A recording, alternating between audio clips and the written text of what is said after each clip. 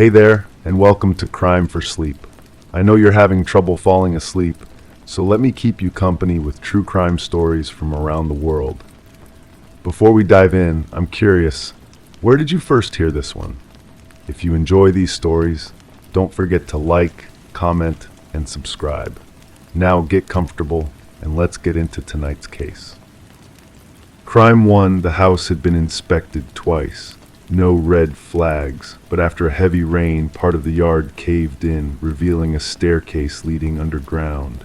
At the bottom, a locked cell, a broken chain, and the initials LM scratched into the wall with fingernails. Willowbrook, Nebraska wasn't known for much. A quiet suburb where people lived unremarkable lives in cookie-cutter homes built in the 1980s. The kind of place where neighbors waved but rarely spoke beyond pleasantries about the weather or compliments on lawn maintenance. The Johnston family had moved into 1422 Maple Lane in April 2019. Robert, a pharmaceutical sales representative, his wife Elaine, a part-time bookkeeper, and their teenage son Caleb. They'd relocated from Des Moines for Robert's promotion. The house was perfect for them, 4 bedrooms, 2.5 baths, with a sprawling backyard that backed up to a small wooded area. The previous owners, an elderly couple named the Gardeners, had lived there for 37 years before moving to Florida to be closer to their grandchildren. The Johnstons were ordinary. Robert coached Caleb's baseball team on weekends. Elaine volunteered at the library. They hosted a neighborhood barbecue that first summer. People described them as nice but couldn't recall much else when asked later. That's how it always is in these stories, the pleasant family that no one really knew.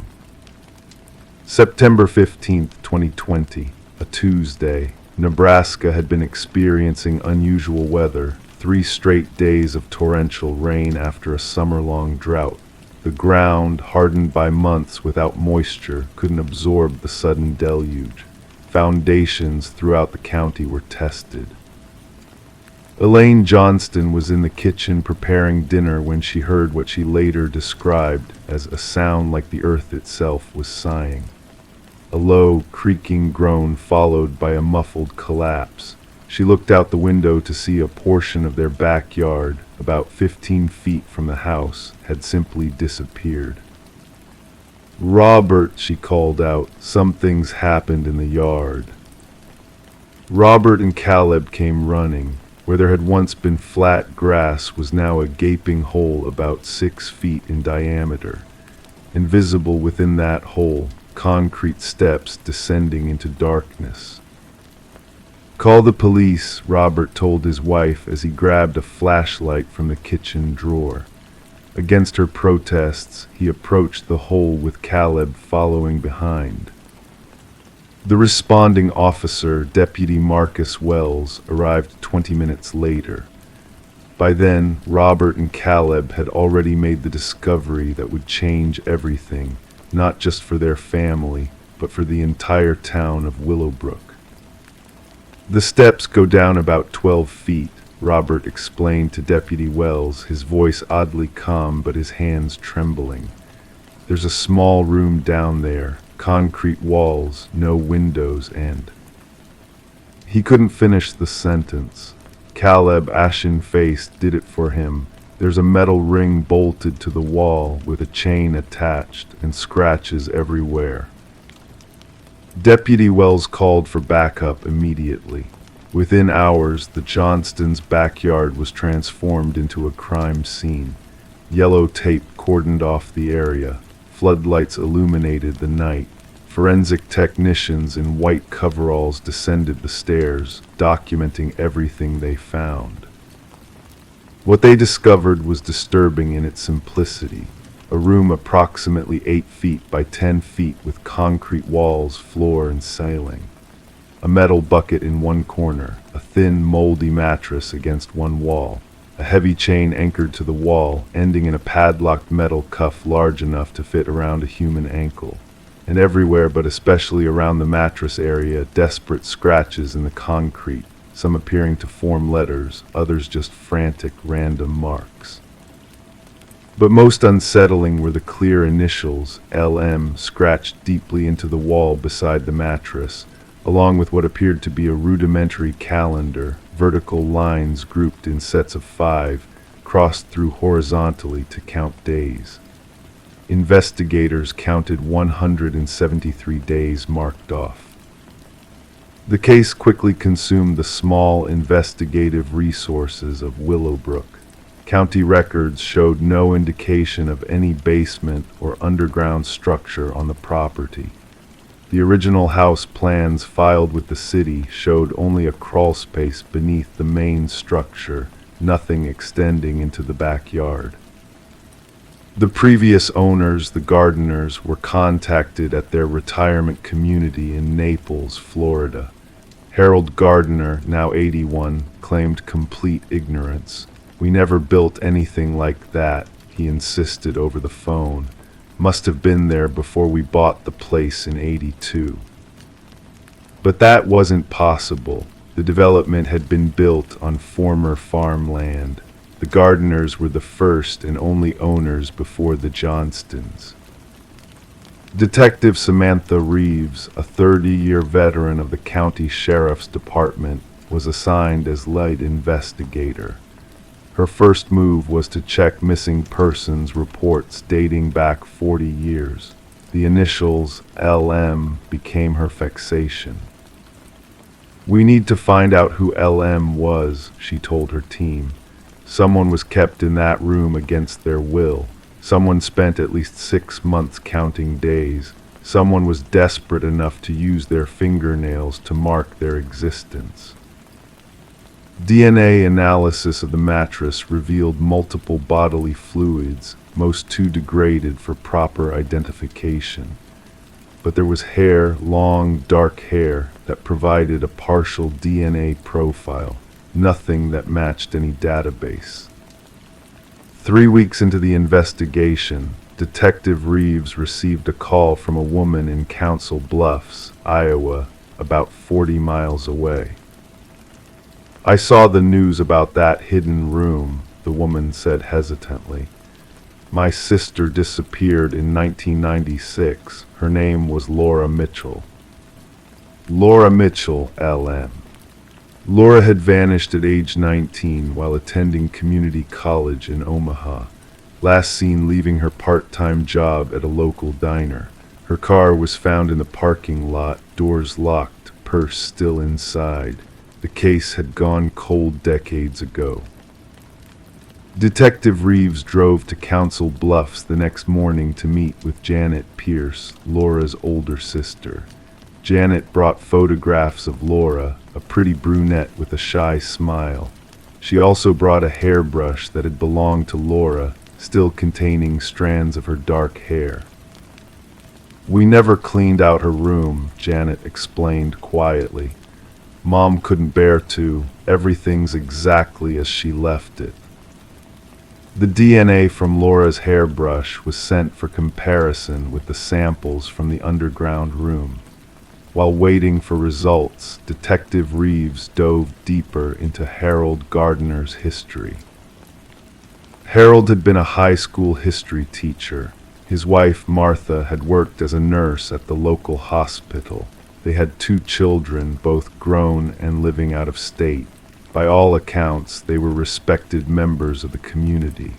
Harold had even received a Teacher of the Year award in 1991.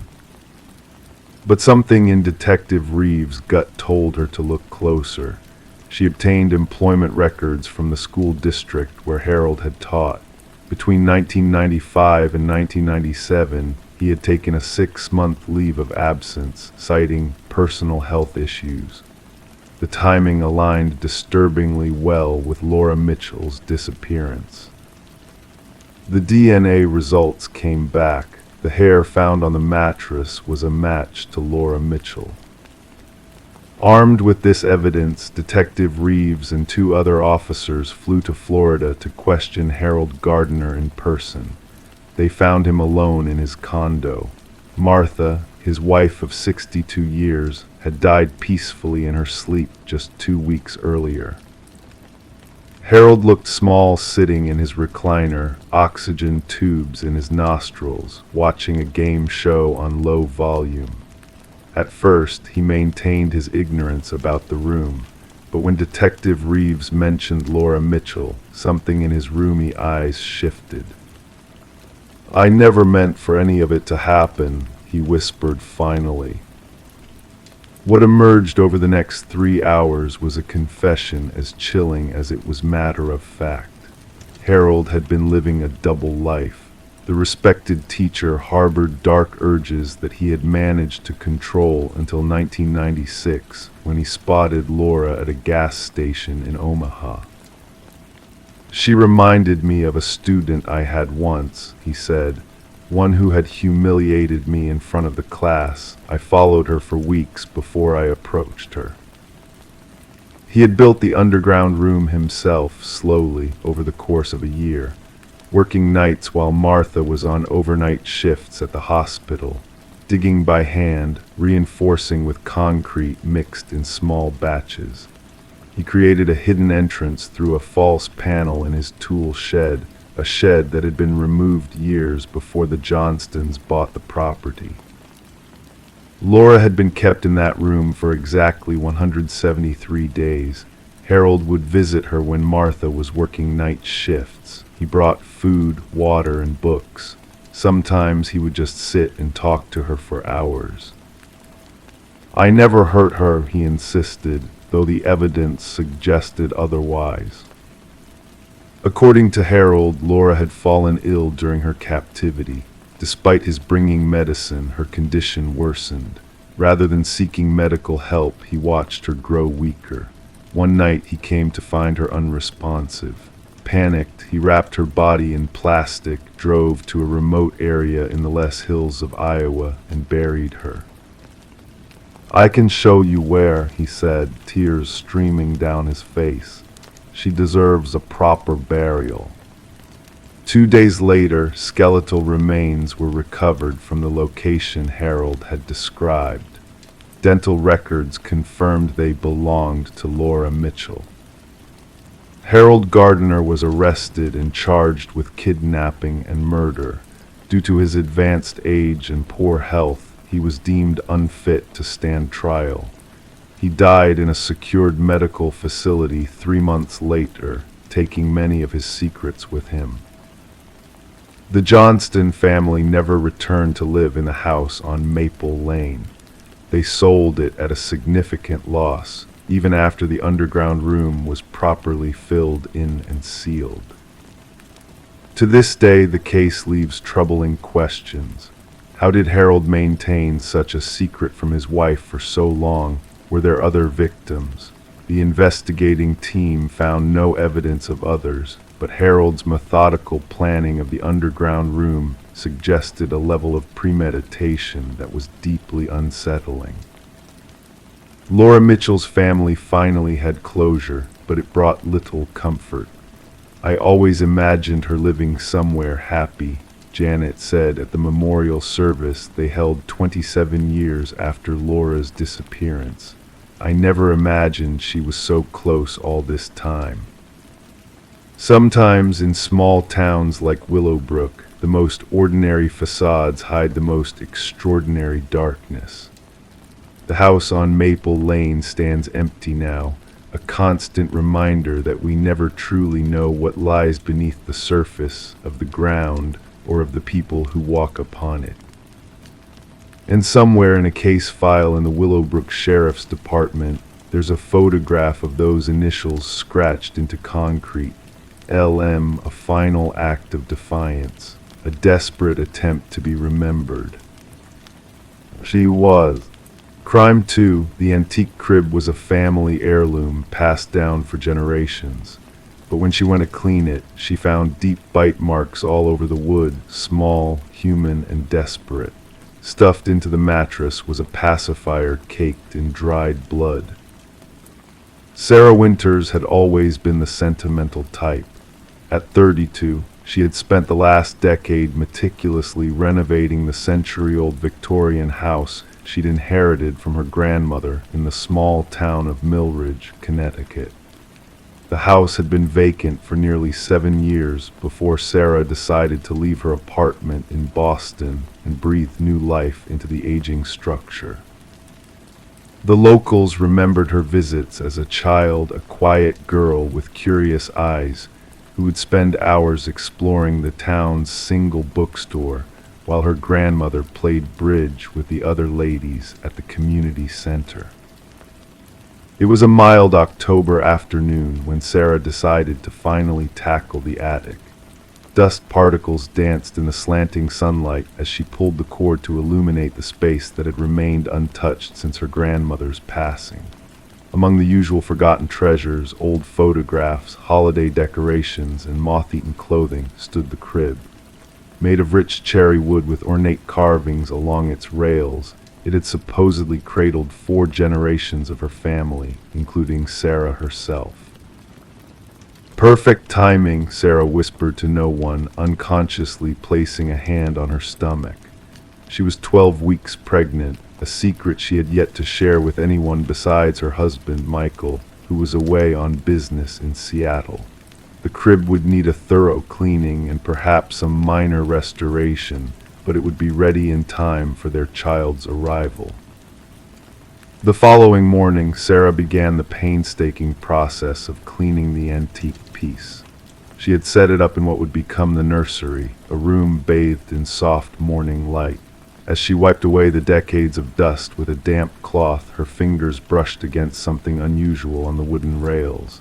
At first, she thought it was just warping from age, but as she cleaned more thoroughly, a chill ran through her body. The entire interior surface of the crib was covered in bite marks, dozens of them. Small, distinctly human teeth marks had left deep impressions in the wood. Some appeared frantic, clustered together as if someone had been gnawing desperately at the rails. Others were more methodical, spaced evenly like a prisoner marking days on a cell wall. Sarah's hand trembled as she ran her fingers over the indentations. When she lifted the thin, yellowed mattress to clean underneath, something fell to the floor with a soft thud. A pacifier, its plastic yellowed with age, with what appeared to be dark brown stains. She picked it up gingerly, turning it over in her palm. The stains weren't rust or dirt, they were dried blood. Detective Alan Mercer had been with the Millridge Police Department for 23 years. In a town of just over 5,000 residents, serious crimes were rare. Most of his days involved settling disputes between neighbors or dealing with the occasional shoplifting incident at the local convenience store. So when Sarah Winters walked into the station carrying an old pacifier in an evidence bag she had fashioned from a kitchen ziploc, he was more curious than concerned. "I know this might sound strange," Sarah began, her voice steady despite the dark circles under her eyes suggesting she hadn't slept. "But I think something terrible might have happened in my house, a long time ago." Over the next hour, Sarah recounted her discovery, showing Mercer photos of the bite marks on her phone. The detective listened patiently, jotting down notes in his worn leather-bound notebook.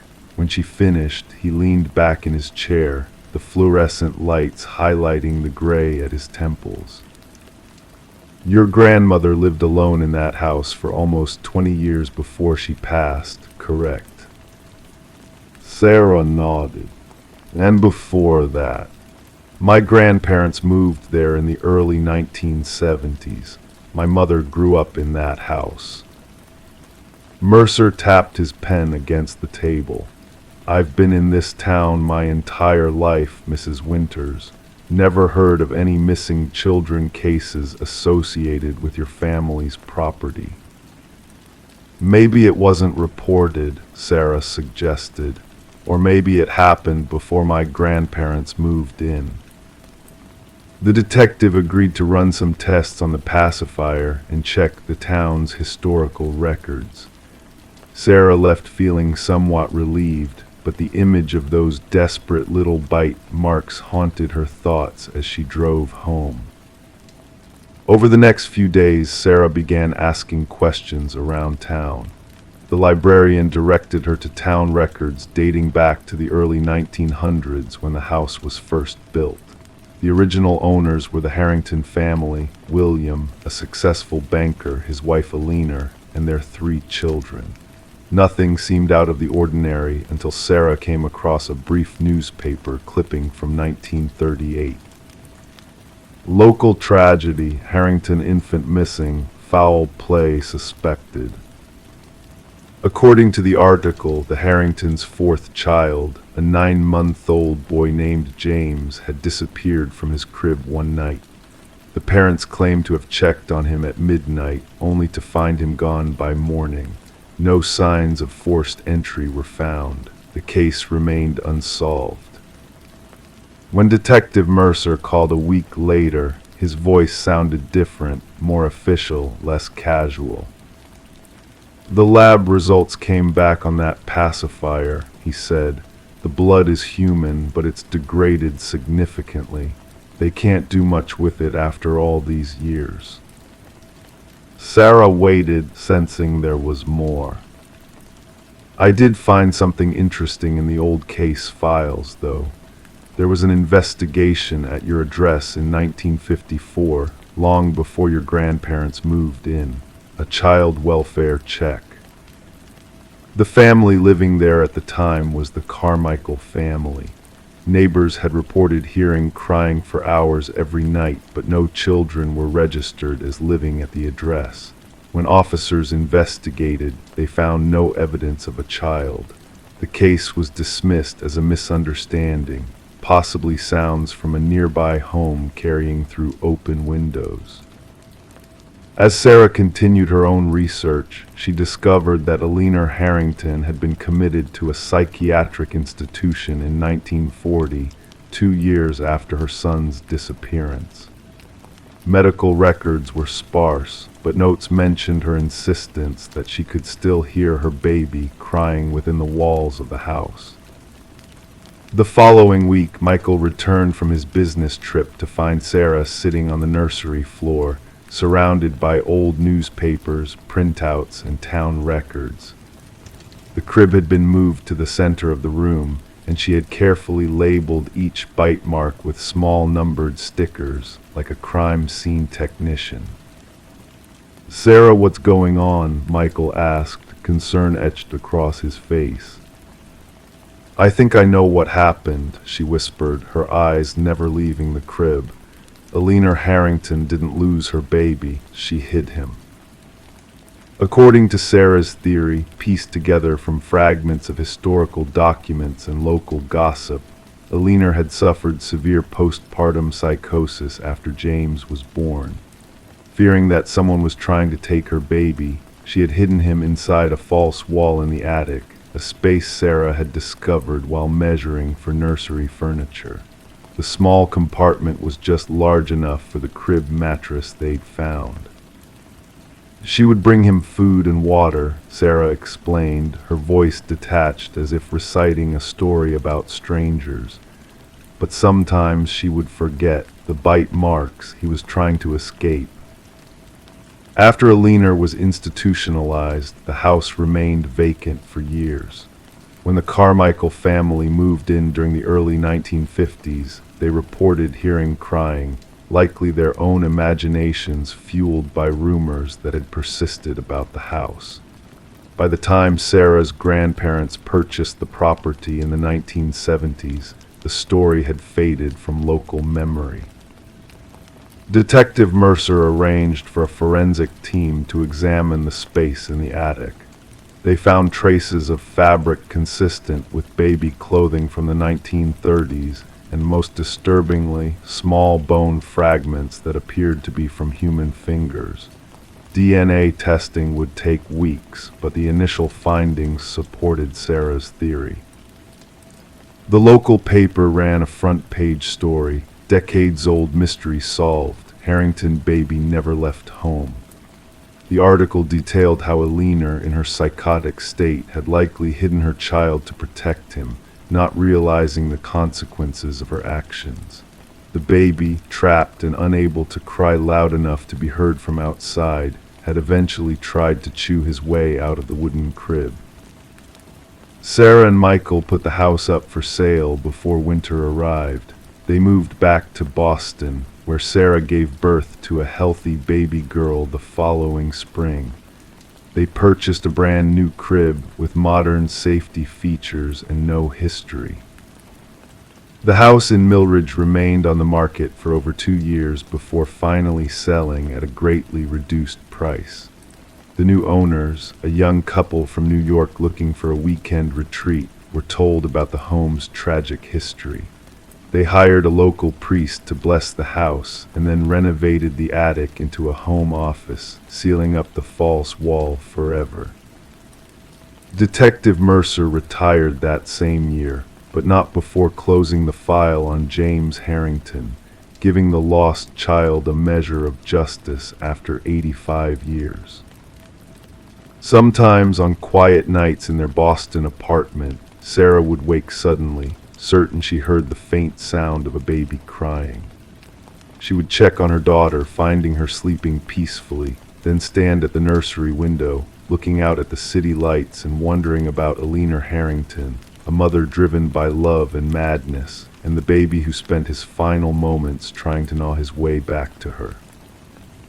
Crime 3, she inherited the furniture from her grandmother. Most drawers were empty except one. Its lining was made of taped-together photographs, all black and white. In every image, a child stood next to a man whose face had been scratched out. The last photo had her name written on the back. The antique oak dresser had been in Sarah Caldwell's possession for exactly 3 weeks before she discovered what was hidden inside. It was a humid July evening in Oak Ridge, Wisconsin, the kind where the air sits heavy against your skin and time seems to slow to a crawl. Sarah, 32 and newly divorced, had moved back to her hometown after her grandmother Alina passed away, leaving her modest farmhouse and all its contents to her only granddaughter. Sarah had spent most of that summer sorting through the remnants of her grandmother's life. Alina had lived alone for nearly 4 decades after Sarah's grandfather died in a farming accident in 1983. The old woman had been quiet, reserved, keeping mostly to herself in the years that followed. Sarah remembered her as kind but distant, always watching from behind eyes that seemed to hold secrets. The dresser had been moved into Sarah's bedroom last, heavy and imposing with its ornate carvings and brass handles tarnished by time. She had delayed organizing it, focusing instead on the kitchen, the living room, spaces where daily life happened. But on that July evening, with thunder rumbling in the distance promising a storm that wouldn't quite arrive, Sarah finally turned her attention to the drawers. The first 3 contained nothing, emptied by her grandmother before her passing, or perhaps never filled to begin with. When Sarah pulled open the bottom drawer, it stuck slightly. She tugged harder, and it slid open with a groan that seemed to echo through the empty house. At first glance, the drawer appeared empty like the others, but when Sarah ran her hand along the bottom, she felt something unusual. The wooden bottom had been covered with what felt like paper. In the dim evening light, she could barely make out the edges of photographs, carefully cut and pieced together like a macabre jigsaw puzzle, creating a complete lining for the drawer. Sarah switched on her bedside lamp and leaned closer. Black and white photographs, dozens of them, each showing a similar scene. A child, different in each image, but all around the same age, perhaps 5 or 6 years old, standing beside a tall man in dark clothing. In every photograph, the man's face had been meticulously scratched away, leaving nothing but a blurred void where his features should have been. A chill ran through Sarah despite the summer heat. She carefully lifted the corner of one photograph, discovering that they had been glued down, forming a permanent lining. Working slowly, she managed to peel up one corner near the back of the drawer. Beneath it was another photograph, this one face down. When Sarah turned it over, she found a single name written in faded blue ink across the back: Sarah.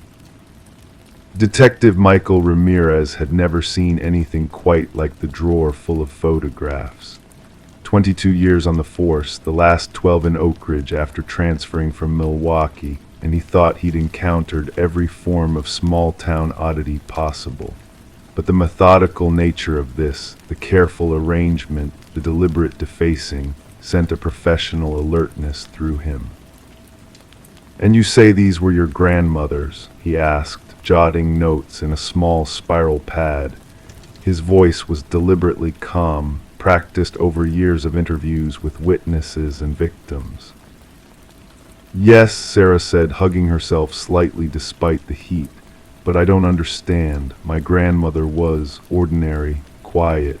She kept to herself after my grandfather died, but there was never anything strange about her." Ramirez nodded, non-committal. "Were there any other children in your family? Cousins, perhaps?" "No, my father was an only child, and I am too." "And these photographs appear to be from what period, would you say?" Sarah shook her head. "The 1950s, maybe, the clothing styles, but I can't be sure." Ramirez carefully photographed the drawer and its contents. "We'll need to remove some of these for analysis, if that's all right with you." Sarah nodded absently, then asked the question that had been haunting her since the discovery. "Detective, do you think these children, are they missing persons? Did my grandmother know something about—" She couldn't finish the thought. "Let's not jump to conclusions," Ramirez said gently. "Photographs like these could have many explanations." But both knew his reassurance rang hollow. The investigation began quietly. Ramirez enlisted the help of Clara Winters, a records clerk at the county courthouse who had worked there since the 1970s. If anyone knew the history of Oak Ridge's residents, it would be Clara. Eleanor Caldwell, Clara mused, adjusting her thick glasses, kept to herself, especially after Thomas died. Before that, though, she was more social. Taught Sunday school at First Lutheran for years. "Sunday school," Ramirez raised an eyebrow. "Oh yes, from about 1965 through 1979 or so. Always with the younger children. Had a way with them, everyone said." Ramirez felt the first tingle of connection forming. "I don't suppose you'd have records of which children attended during those years?" Clara smiled. "Church records are spotty, but school photographs, those I can help with." 3 days later, in the basement archives of the Oak Ridge Herald, Ramirez and Clara pored over yearbooks and community photographs. They worked methodically through the years, starting with 1965. "There," Clara said suddenly, pointing to a grainy black and white photograph from 1968. "That's Eleanor, younger of course, with her Sunday school class." Ramirez leaned closer. 7 children stood in a line, with a younger Eleanor Caldwell to one side. His trained eye immediately noticed the similarities in posture and composition to the photographs lining the drawer. "Do you recognize any of these children?" he asked Clara. She pointed to several. "This one became the pharmacist over in Millfield. This girl here moved away after high school. This boy," her finger hovered over a small, solemn-faced child, "that's Richard Howell. He disappeared in the summer of 1969, never found." Ramirez felt a cold certainty settling in his stomach. Were there other disappearances during those years? Clara's expression grew troubled. "Come to think of it, yes, not many. Oak Ridge was always safe, that's what everyone said. But there were 3, maybe 4 children who went missing between 65 and 80. Never connected, happened years apart. different circumstances each time. Back at the station, Ramirez compiled a preliminary timeline. 4 children missing over 15 years, all between ages 5 and 7. All attended First Lutheran at some point, all presumably in Alina Caldwell's Sunday school class. When Sarah came in to see his progress, he hesitated before sharing his findings. "This doesn't mean your grandmother was involved," he said carefully, "but there's enough here to warrant further investigation." Sarah's face had gone pale. The scratched-out face in the photos, it wasn't my grandfather, was it? "We don't think so," Ramirez admitted. "Your grandfather worked the farm. He wasn't involved with the church activities." "Then who?" Sarah whispered. The church records, when they finally gained access, revealed a detail that had been forgotten over time. From 1963 to 1977, First Lutheran had employed a groundskeeper and maintenance man, a quiet, helpful man named Joseph Mercer, who lived in a small apartment attached to the church. He would have been present during Sunday school, Ramirez explained to Sarah, would have had access to the children, known their routines. "What happened to him?" Sarah asked. "That's the thing," Ramirez said, troubled. "He left town suddenly in 1980, no forwarding address. The church newsletter just mentioned he'd moved on to another community. No one seems to remember much about him now." When they pulled what few personnel records existed for Mercer, they found only a single photograph, a group picture of church staff. In it, standing at the edge of the frame, was a tall, thin man with his face turned slightly away from the camera. As they dug deeper, more connections emerged. Mercer had lived in 3 other small towns before Oak Ridge. In each location, at least one child had gone missing during his time there. Never enough to establish a pattern to local authorities, one disappearance every few years, attributed to accidents, runaways, or random tragedy. The breakthrough came from an unexpected source. Marlene Howell, mother of Richard who disappeared in 1969, still lived in Oak Ridge, now in her 80s and residing in a nursing home. When Ramirez visited her, he wasn't hopeful about her memory or willingness to revisit her deepest trauma. "Richard loved that church," she said, her voice surprisingly strong. "Especially Mrs. Caldwell's class. She would give the children little photography projects, disposable cameras to take pictures around the church grounds." Ramirez felt his pulse quicken. Did she keep these photographs? "Oh yes," said she was making a special memory book for each child. Richard was so excited about his. Her eyes clouded. He disappeared before he ever got to see it finished. "Mrs. Howell," Ramirez asked carefully, "do you remember the groundskeeper, Joseph Mercer?" The elderly woman's hand began to tremble. "He was always watching. I told my husband I didn't like how he looked at the children, but he said I was being paranoid." She paused. "After Richard, I saw Mrs. Caldwell arguing with him behind the church. She was so angry, I'd never seen her like that. A week later, he was helping with the search parties for Richard." The final piece clicked into place when they executed a search warrant on Alina's property. Behind a false wall in the basement, they found a small room containing boxes of photographs. Thousands of images of children, including those who had disappeared.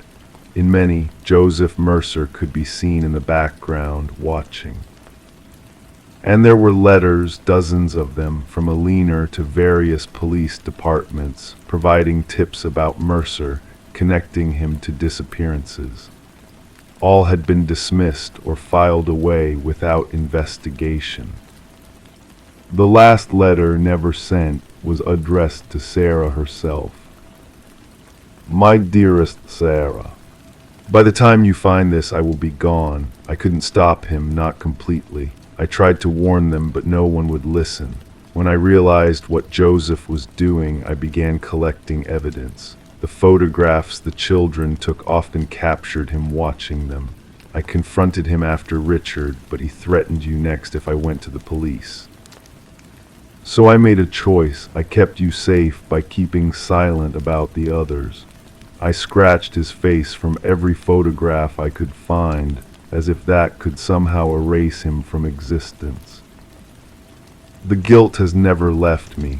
I'm sorry I couldn't save them all. I'm sorry I couldn't tell you. But I kept the evidence, hoping someday someone would find it and finish what I couldn't. I love you, please forgive me, Grandma. 6 months after Sarah discovered the drawer lined with photographs, authorities located Joseph Mercer living under an assumed name in Oregon. DNA evidence eventually linked him to 2 of the disappearances. The remains of Richard Howell and another child were finally recovered from a remote wooded area 5 miles from the church. Sarah sold the farmhouse but kept the dresser. She removed the photographs from the drawer, allowing them to be used as evidence, but she couldn't bring herself to refinish it or cover the ghostly rectangular outlines where the images had been. Those empty spaces represented both the horror of what had happened and her grandmother's tormented attempt to protect her while preserving the truth. Sometimes, late at night, Sarah finds herself opening that bottom drawer, running her fingers over the faint impressions left behind by those photographs, and wondering about the complex moral geometry of her grandmother's choice, a terrible silence that saved her life while failing to save others. The drawer remains empty now, but somehow it seems to hold more than it ever did before. Crime 4, Emma Lawson had always found sanctuary in Ridgewood's only independent bookstore. The warm lighting, the scent of paper and binding glue, and the soft classical music playing in the background created a cocoon of safety. Every Thursday evening, after her shift at the local pharmacy, she would spend precisely 47 minutes browsing the mystery section before choosing something new for her growing collection. On that particular Thursday in October, the store was quieter than usual. Rain tapped gently against the windows as Emma ran her fingers along the spines of newly released thrillers. She felt him before she saw him, that instinctive awareness of another person's presence drawing near. She shifted slightly to make room in the narrow aisle. The gentle collision happened as she turned to reach for a book on the top shelf. His shoulder bumped against hers, causing her to step back. "I'm so sorry," he said, his voice unexpectedly soft for his frame. He was tall, maybe 6 feet, with dark hair cropped close to his head and eyes that seemed to reflect the warm lighting of the store. "I wasn't paying attention."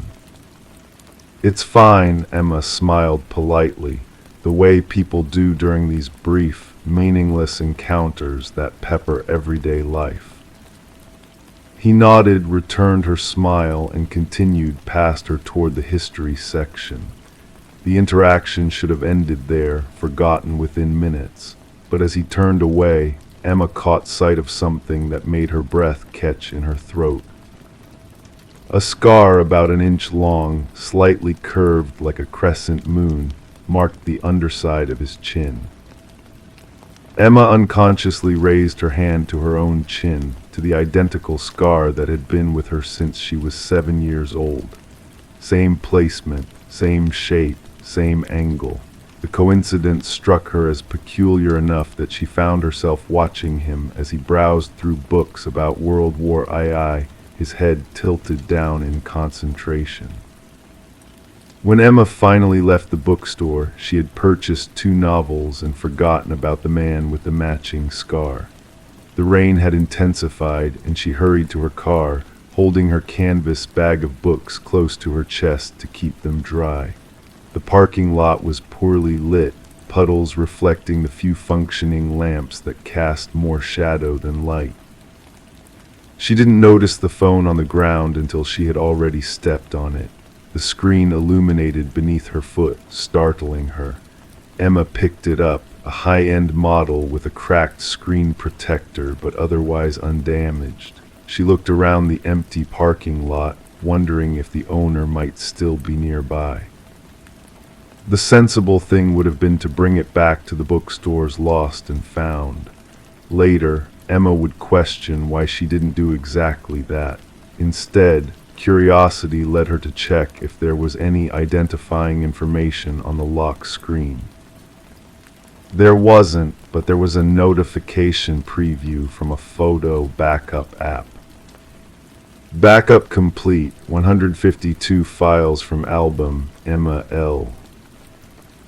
Her name's her album.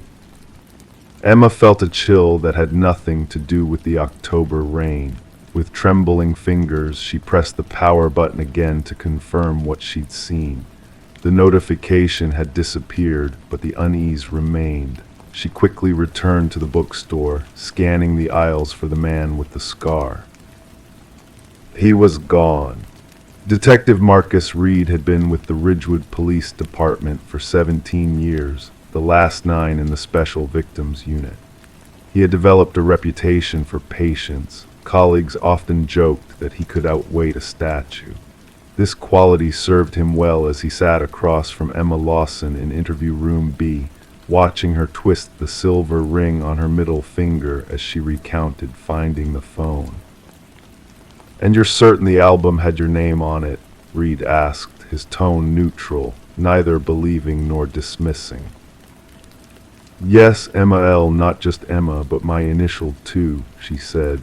"I know how it sounds. I've spent the last 3 days telling myself I misread it." Detective Reed nodded slowly. "And the scar, you're sure it was identical to yours?" Emma's hand again went to her chin, a gesture Reed had noticed she repeated whenever the scar was mentioned. "Same place, same shape. Mine is from falling off a swing when I was 7. The chain broke, and I hit a rock on the way down." Reed made a note in his pad. "And have you ever seen this man before Thursday?" "I don't think so. His face wasn't familiar." "But you feel he knows you?" Emma's eyes darted to the two-way mirror behind Reed, then back to his face. "I think he's been watching me. For how long, I don't know." After Emma left, Reed sat with his partner, Detective Simone Chen, reviewing what little they had. A man with a scar. A lost phone that had disappeared when Emma returned to the bookstore.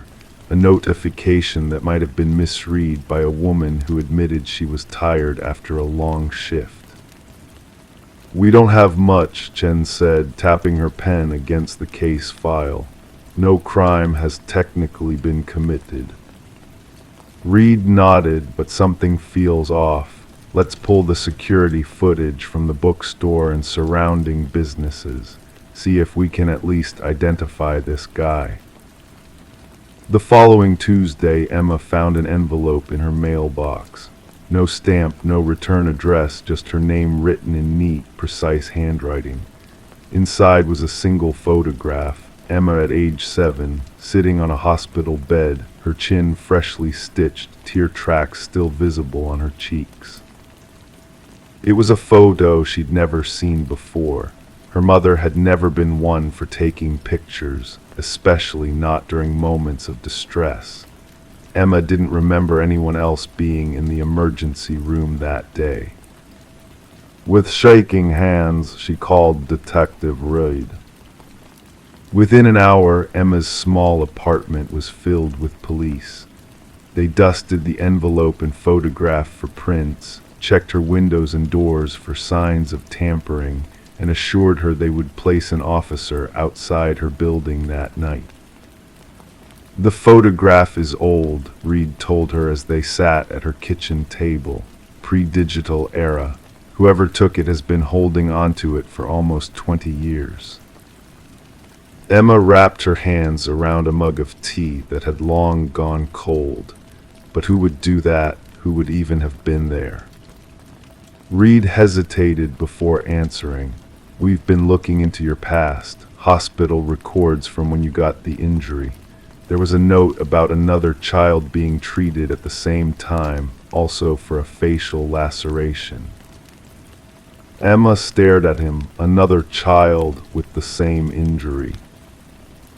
Different cause, the report says he was injured by broken glass, but the placement could have been similar. Emma repeated, a boy. Yes, about your age. The records don't give us much more than that. Patient confidentiality laws limit what we can access without a court order, which we're working on. Emma set down her mug. You think it's him, the man from the bookstore. Reed didn't confirm or deny. We're exploring all possibilities. The security footage from the bookstore showed the man clearly, but his face was never turned directly toward any camera. The angle of his head, the shadow of a display, small coincidences that now seemed deliberate. They couldn't get a clean image for facial recognition. What they did find, however, was that he had never actually left the store when Emma went to her car. He had moved to a reading nook with a clear view of the exit, watching as she discovered the phone.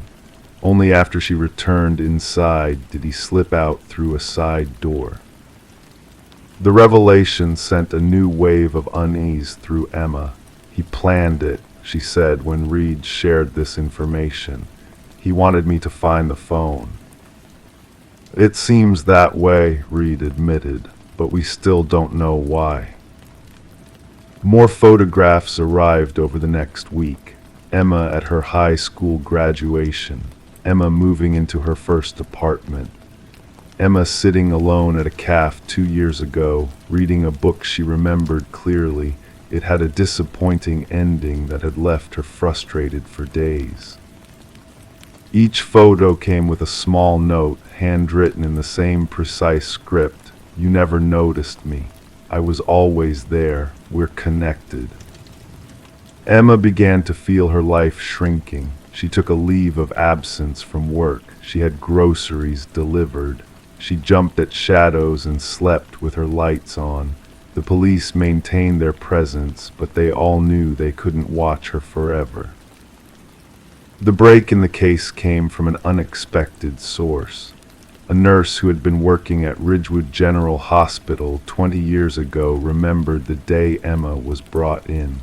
She recalled the other child, a boy named Nathan, because of the unusual circumstances. He came in with his father about 30 minutes after Emma, the nurse told Detective Chen. Said he fell through a glass table, but something didn't add up. The injuries didn't match the story, and the boy seemed terrified of his father. Was there an investigation? Chen asked. Child services got involved, but the father was well connected in town. Nothing came of it. With a name, they were able to trace Nathan Whitaker's history. His father, a prominent local attorney, had moved the family to Arizona shortly after the hospital incident. Nathan had returned to Ridgewood just 8 months ago, following his father's death. He's been watching you since he came back, Reed explained to Emma. We found a rental property with a view of your apartment. There's evidence he's been there for months. Emma felt sick, but why? I don't remember him at all. Reed's expression was grave. We found journals in his apartment. He believes that your matching scars mean you're somehow destined to be together. In his mind, you both suffered trauma on the same day, marked in the same way. That's insane, Emma whispered. He's created an entire relationship with you in his mind, one where you acknowledge him, see him.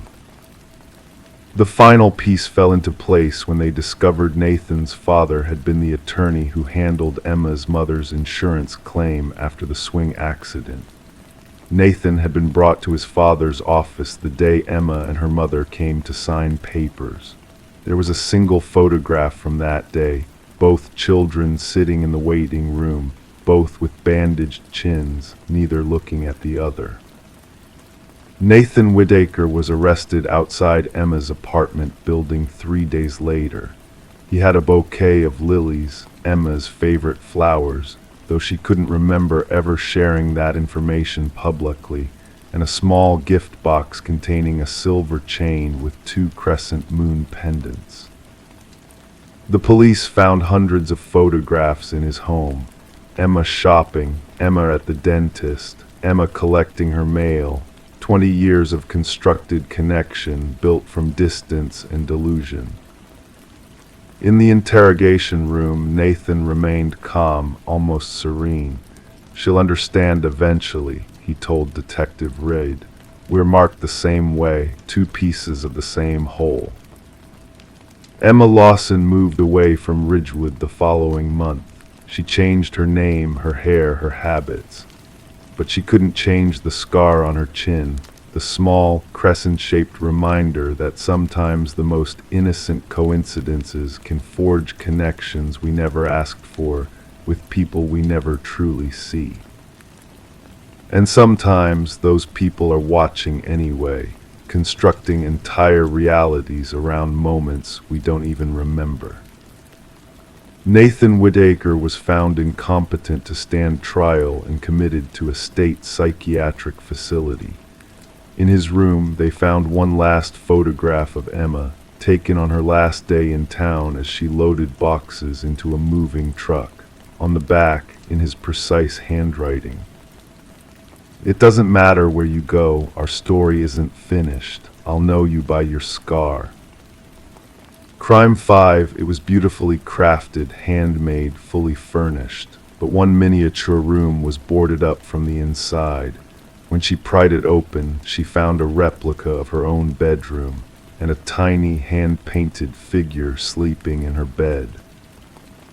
Olivia Mercer had always been drawn to beautiful things. Growing up in the quiet town of Millfield, Connecticut, she developed an eye for antiques that eventually led her to open a small restoration shop on Main Street. At 42, she lived alone in a Victorian cottage at the edge of town, surrounded by the treasures she had collected over the years. Her friends described her as reserved but warm, the kind of person who remembered birthdays and sent handwritten thank you notes. Every Sunday, Olivia would visit the local flea markets, searching for overlooked gems among the discarded possessions of strangers. It was on one such Sunday in late October of 2017 when she found the dollhouse. It sat at the back of an elderly man's stall, partially covered by a faded quilt. The man, Harold Jenkins, a retired cabinet maker, told her he had crafted it decades ago for his daughter who had since passed away.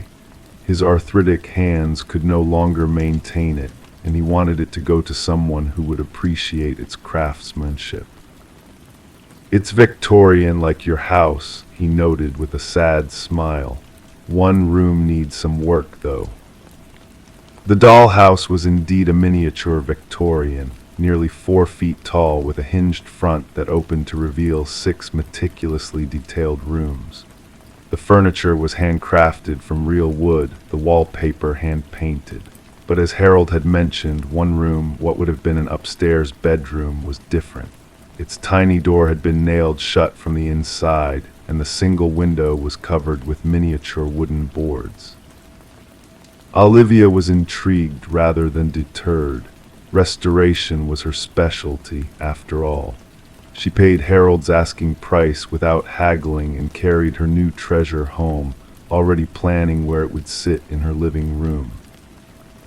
That evening, Olivia set the dollhouse on a table near the bay window and examined it more closely under the warm light of her reading lamp. Each tiny room contained remarkable details: a microscopic stack of mail on the entry table, tiny books with actual pages in the library, a minuscule pair of reading glasses on the nightstand in the master bedroom. The craftsmanship was extraordinary. Her attention kept returning to the sealed room. How had Harold managed to nail it shut from the inside? Perhaps there was a hidden panel, or maybe he had sealed it before assembling the house. Either way, her curiosity grew as the night deepened. Using a small pry bar from her toolkit, Olivia carefully removed the miniature boards from the window. The glass behind them was intact but clouded with dust. She shined a pen light through it, but could make out only vague shapes in the darkness beyond. After several minutes of gentle work with her smallest tools, she managed to loosen the nailed door without damaging the surrounding structure. It swung open with a faint creak that seemed impossibly loud for something so small. What Olivia saw inside made her breath catch. The room was a perfect miniature replica of her own bedroom, from the distinctive lavender walls to the white iron bed frame, the antique dresser with the missing brass pull on the second drawer, even the specific pattern of the quilt on the bed. On that tiny bed lay a hand-painted figurine with auburn hair like hers, sleeping on its side, facing away from the door. Olivia stepped back, her hands trembling. It wasn't possible. Harold Jenkins couldn't have seen her bedroom. She had purchased the house only 3 years ago and had painted the bedroom herself. The dollhouse was decades old, according to Harold. Yet here was her room, recreated in painstaking miniature detail. She reached for her phone to call the police, then hesitated. What would she say? That she found a dollhouse with a room that looked like hers? They would think she was imagining things or playing a prank. Instead, she called her closest friend, Rebecca, who arrived 20 minutes later. "This is unsettling," Rebecca admitted after examining the miniature room. "But it has to be a coincidence, right? Lavender bedrooms aren't exactly unique." "Look at the quilt pattern," Olivia insisted. "Look at the missing drawer pull. Even the tiny books on the nightstand are in the same order as mine." Rebecca suggested they return to the flea market in the morning to speak with Harold. Perhaps there was a simple explanation. Maybe he had seen Olivia's house during an estate sale before she purchased it, or maybe the previous owner had commissioned the dollhouse as a replica. That night, Olivia couldn't sleep. She moved the dollhouse into her spare room and closed the door, but knowing it was there made her uneasy. At 3:17 a.m., she got up to make tea and found herself standing before the dollhouse again, staring at the miniature version of herself sleeping in the tiny bed. Only now the figurine had turned over. It was facing the door. Olivia was certain she hadn't touched it. With shaking hands, she closed the tiny door again and pushed a heavy chair against the spare room door before returning to her bedroom. In the morning, Olivia and Rebecca drove to the flea market, but Harold's usual spot was empty. When they asked a neighboring vendor, the woman looked at them strangely. "Harold Jenkins, the cabinet maker. He hasn't had a stall here in years. He died last winter, heart attack in his sleep. His daughter had died years before that, so there was no family left." "That's impossible," Olivia said. "I bought a dollhouse from him yesterday. He was right here." The woman shook her head. "You're mistaken. Maybe it was someone else." They visited the market office and asked to see the vendor registration forms. There was no Harold Jenkins listed for the past year. Over the next few days, Olivia's unease grew into dread. She researched the history of her house and discovered that in 1973, a cabinet maker named Harold Jenkins had indeed lived there with his wife and young daughter, Eleanor. According to local newspaper archives, Alina had disappeared from her lavender bedroom one night. She was never found. The article included a photograph of the Jenkins family standing outside the house, Olivia's house. The man in the photo was unmistakably the same Harold who had sold her the dollhouse. But he would be well over 100 years old now. Olivia considered burning the dollhouse but couldn't bring herself to destroy something so beautifully made. Instead, she sealed the miniature bedroom door again and moved the dollhouse to her attic. That night she woke to the sound of something scratching lightly at her bedroom door. When she opened it, the hallway was empty, but she noticed something on the floor, a tiny brass drawer pull, exactly like the one missing from her dresser. The next morning, Detective Michael Collins responded to Olivia's call. He listened patiently to her story while examining the dollhouse, which she had brought down from the attic. "Ms. Mercer, I understand you're frightened, but there's nothing criminal here that I can see," he said gently. "Perhaps you bought this from someone impersonating this Harold Jenkins. As for the room's resemblance to yours, it could be that the previous homeowner modeled your room after the dollhouse, not the other way around." His explanation was rational, comforting even, but it didn't account for the figurine that had changed position or the drawer pull that had appeared outside her door. Detective Collins promised to look into Harold Jenkins's history and the provenance of the dollhouse. In the meantime, he suggested Olivia stay with a friend. Olivia opted to stay with Rebecca for a few days. She brought only a small overnight bag, leaving the dollhouse behind. 3 days later, Detective Collins called with troubling news.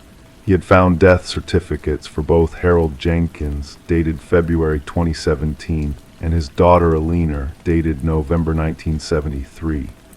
However, Alina's body had never been found. The death certificate had been issued after 7 years, as was standard for missing persons presumed dead. Even more disturbing, Collins had shown Olivia's photo to some of the longtime vendors at the flea market. 2 of them insisted they had seen her there the previous Sunday, but they described her as walking alone, carrying the dollhouse to her car. None of them recalled seeing her speak with any elderly man.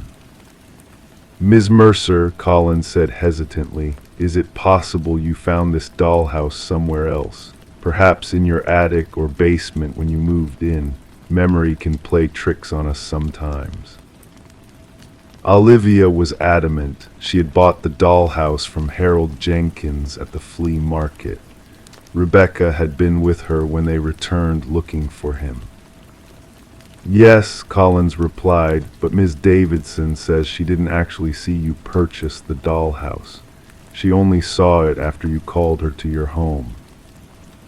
Olivia felt a chill run through her. "Are you suggesting I imagined the entire interaction with Harold?" Collins didn't answer directly. "I'd like to have someone come take a look at the dollhouse, if that's all right with you. Maybe we can determine its age and origin." That evening, Olivia returned home with Rebecca. As they approached the house, Olivia noticed her bedroom light was on, though she was certain she had turned everything off before leaving.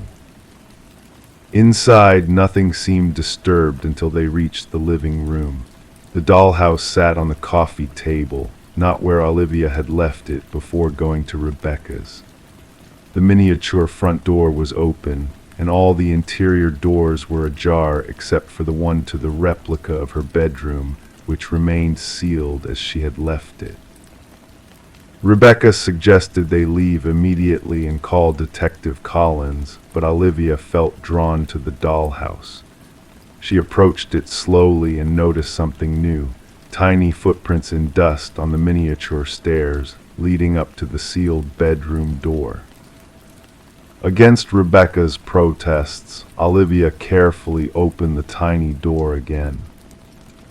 The figurine was gone from the bed.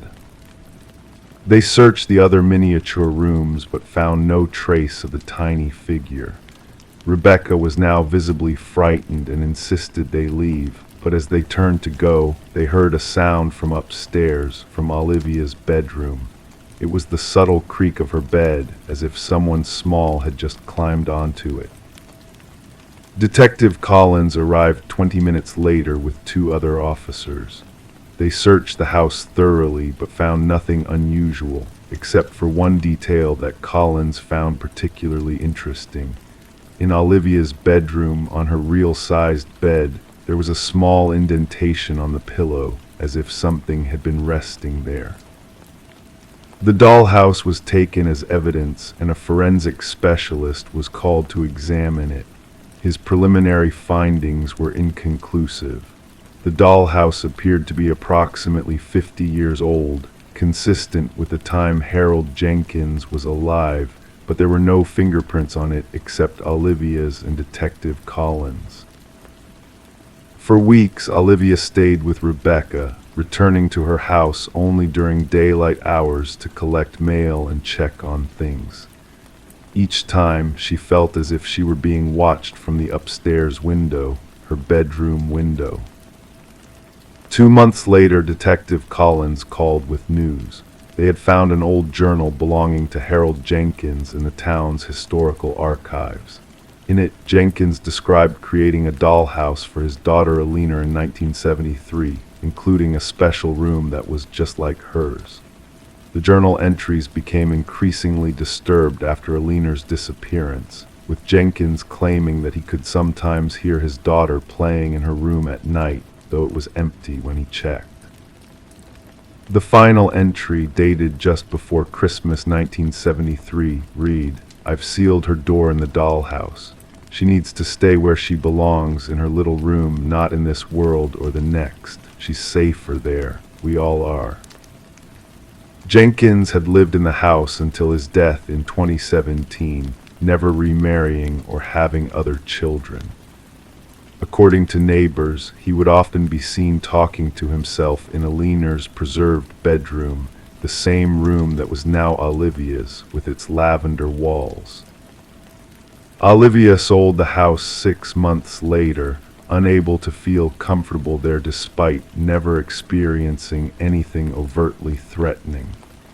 The dollhouse remained in police evidence, though Collins admitted there was no real case to investigate.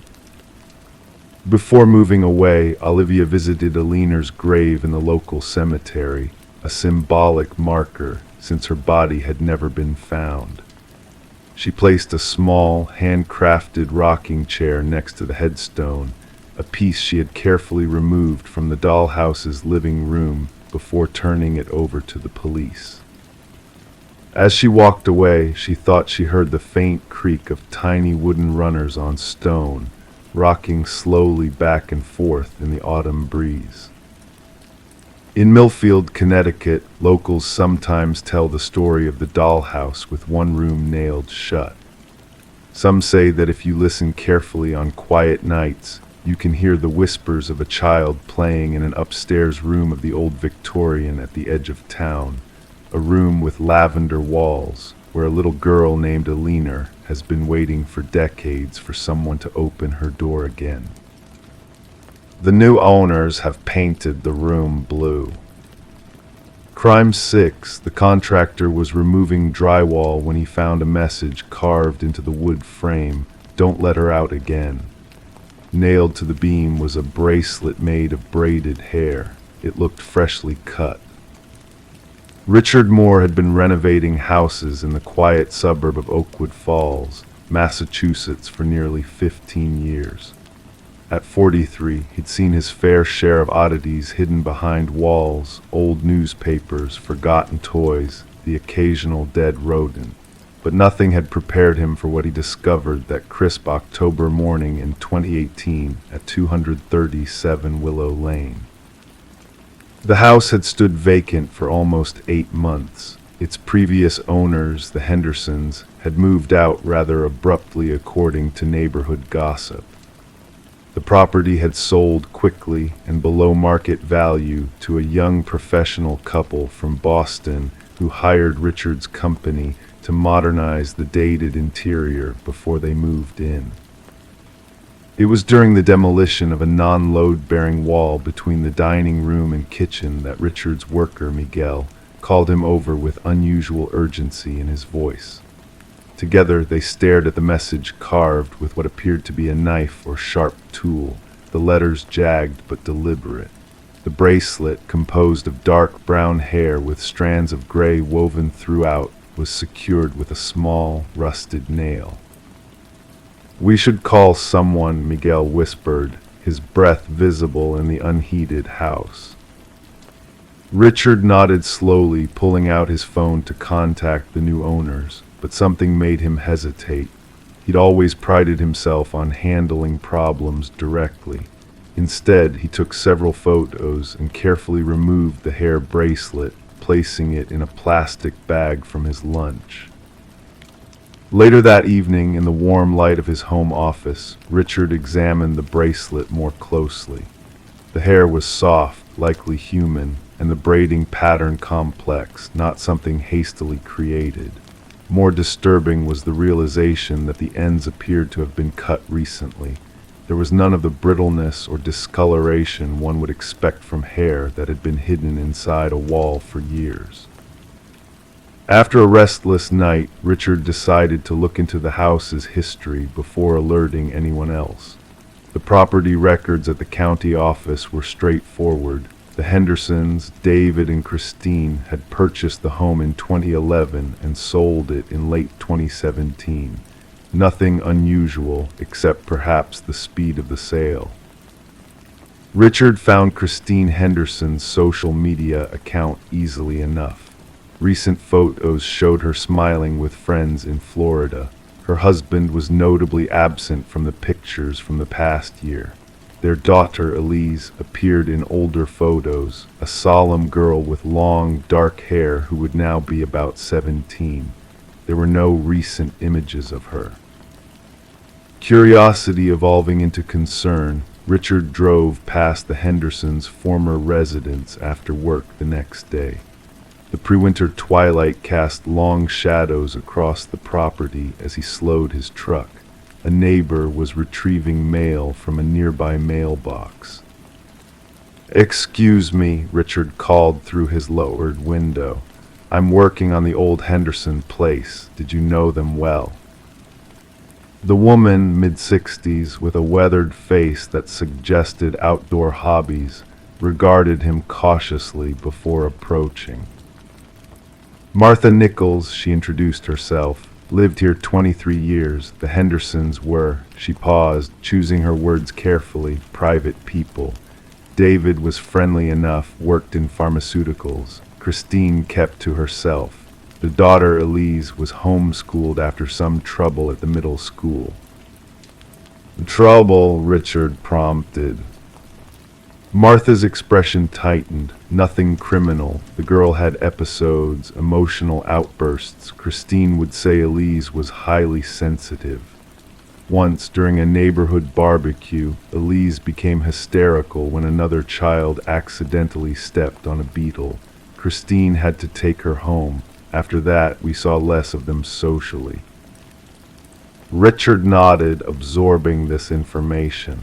"Do you know why they moved so suddenly?" Martha glanced toward the house before answering. "David left first, actually, around September 2017. Christine said he'd taken a job in Chicago, but there were rumors of marital problems. Then in December, Christine put the house up for sale with almost no warning, said she and Elise were joining David." She hesitated, but Mrs. Henderson from 2 streets over saw Christine at the airport alone, no Elise.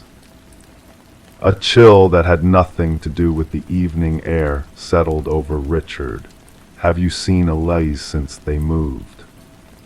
Martha shook her head slowly. "Christine posts on Facebook all the time from Florida now.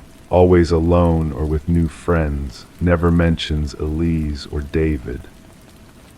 Richard thanked Martha and drove home in contemplative silence. That night he dreamed of walls that whispered. The next morning, Richard arrived at the Willow Lane house earlier than his crew. He stood in the now exposed space where the wall had been, examining the wooden frame more closely. Near the floor, almost hidden by a support beam, he noticed something he'd missed before, a small carved arrow pointing downward. The house had a partial basement, primarily used for utilities and storage according to the renovation plans. Richard descended the narrow stairs, the beam of his flashlight cutting through dust motes and shadows. The concrete floor was unremarkable except for one corner where it appeared somewhat newer than the rest, a slightly different shade with fewer cracks. Richard's heart beat faster as he moved closer. The patch was approximately 4 feet by 6 feet, large enough for a small room or perhaps a hiding place, or something else entirely. His phone rang, startling him so severely he nearly dropped his flashlight. It was his foreman, letting him know the crew was arriving. Richard mumbled something about being there shortly and ended the call, still staring at the patch of concrete. That evening, Richard contacted a friend at the local police department, Officer Sarah Malley, whom he'd known since high school. Over coffee at a quiet diner, he shared the strange discovery and his subsequent findings, showing her the photos and the hair bracelet. "I can't file an official report based on this, Rich," Sarah said after listening intently. "It could be anything, kids playing pranks, someone's idea of a joke. The hair is concerning, I'll admit, but without evidence of an actual crime." "Can you at least look into whether anyone filed a missing persons report for Elise Henderson?" Richard asked. Sarah sighed but nodded. "I'll see what I can find out, discreetly. In the meantime, don't mention this to your clients or crew. The last thing we need is rumors spreading." 3 days later, Sarah called Richard with uncomfortable news. No missing persons report had ever been filed for Elise Henderson. However, after some digging, she discovered that David Henderson had indeed moved to Chicago, where he was currently living with a new wife. When contacted casually by a Chicago colleague on an unrelated pretext, David mentioned that his daughter lived with her mother in Florida. "Everyone accounts for her existence, but no one seems to have actually seen her recently," Sarah concluded. "It's odd, but still not enough for an investigation." Richard made a decision that night. The renovation plans called for new flooring in the basement the following week. Before that happened, he needed to know what was under that patch of concrete. Saturday evening, after everyone had left for the weekend, Richard returned to 237 Willow Lane with a rotary hammer and several other tools. The house stood silent as he worked, breaking through the newer concrete section in the basement corner. The work was exhausting and loud, but he persisted until his tool broke through to a hollow space below. Shining his flashlight through the opening, Richard could make out what appeared to be a small chamber, roughly the size of a closet, dug into the earth beneath the foundation. Heart pounding, he widened the hole until he could lower himself into the space. The earthen room contained only a few items: a tattered blanket, an empty water bottle, and scratches on the dirt walls, marks that might have been made by fingernails. But most disturbing was a small pile in the corner, locks of hair, cut unevenly, similar to the hair in the bracelet he'd found. Richard backed out of the hole, hands shaking as he called Sarah. "You need to come see this," was all he said. The investigation that followed revealed the disturbing truth piece by piece. Elise Henderson had indeed experienced episodes, increasingly severe ones that her mother struggled to manage after David left. Neighbors reported hearing arguments, sometimes followed by extended periods of silence. Bank records showed Christine had canceled Elise's long-standing therapy appointments and medications in October 2017. But the most damning evidence came from Christine's own journal, discovered during a subsequent search of her Florida apartment. The final entries detailed her desperate attempts to cure Elise's condition through extreme isolation, episodes where she kept her daughter confined to prevent dangerous outbursts. When she's alone in the dark, she calms eventually, one entry read. It's the only way to make her normal again. The concrete room had been Christine's solution, a place to put Elise during her worst episodes. The carved warning and the bracelet were likely left by Christine herself, perhaps in a moment of remorse or as a message to future occupants about the dangerous girl who had lived there. As for Elise herself, her whereabouts remained unknown. Christine maintained that Elise had run away after their final argument just before the house sale, taking some money and leaving no trace. With no body and no concrete evidence of murder, prosecutors struggled to build a case beyond child endangerment and neglect. The community of Oakwood Falls was left with uncomfortable questions about how a girl could seemingly disappear without anyone noticing or asking questions. Richard Moore never returned to 237 Willow Lane after the investigation began, leaving the renovation unfinished. The young couple from Boston backed out of the purchase, and the house remained empty, its walls now keeping secrets that everyone knew but no one could fully explain. Sometimes late at night, Richard would wake suddenly, remembering the small carved arrow pointing downward, and wonder if there were other messages hidden throughout the house, other warnings that might have saved Elise Henderson, if only someone had looked more closely at what was written inside the walls. Crime 7, while moving boxes, she saw it, a small square panel bolted into the attic ceiling. Inside, an old wedding dress burned around the edges, and taped to the fabric, a photo of a woman who looked just like her, only with empty eye sockets. Eleanor Matheson had always been the quiet type. Growing up in Carsville, Minnesota, population 4,328, she preferred the company of books to people. Her father, the town's only dentist, had raised her alone after her mother left when she was just 3 years old. She just wasn't cut out for small-town life, he would explain, his voice always trailing off into silence afterward. At 32, Eleanor had returned to her childhood home after her father's passing. The sprawling Victorian house on Willow Lane had been in the family for generations, its pale blue paint now peeling around the edges like an old photograph fading with time. Coming back wasn't a choice she'd made willingly. Her graphic design career in Minneapolis had hit a wall, and the inheritance provided a safety net she desperately needed.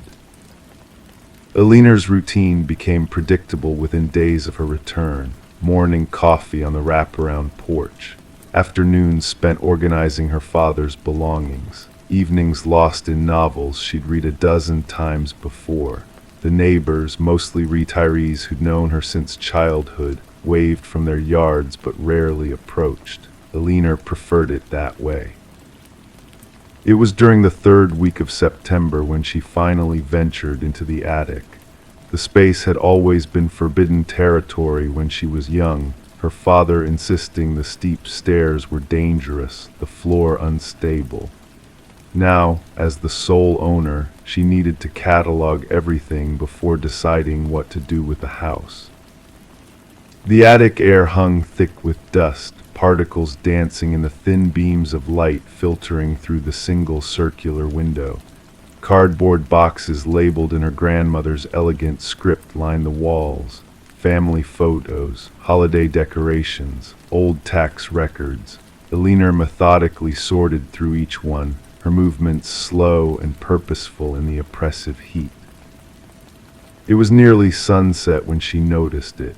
While moving a heavy trunk marked winter clothes, she glanced up and saw a rectangular outline in the ceiling. A trapdoor roughly 2 feet by 2 feet, secured with 4 rusted bolts.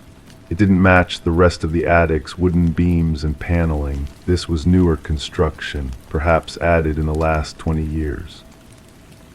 Alina stared at it, feeling a peculiar tightness in her chest. Her father had never mentioned additional storage space. For several minutes, she simply stood beneath it, contemplating whether to leave it alone. Some things, she thought, are locked away for good reasons. But curiosity eventually won. She dragged an old wooden chair beneath the trapdoor, climbed up, and examined the bolts. They were tight, but not impossible. Using a screwdriver from her father's toolbox, she worked them loose one by one, each turn producing a high-pitched squeal that echoed in the silence. When the final bolt came free, the panel didn't immediately give way as she expected.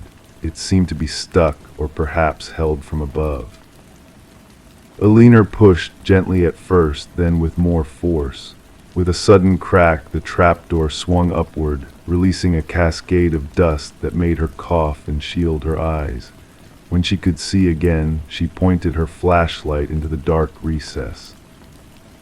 The space was small, perhaps 3 feet deep, and completely empty except for a single white garment bag carefully laid flat.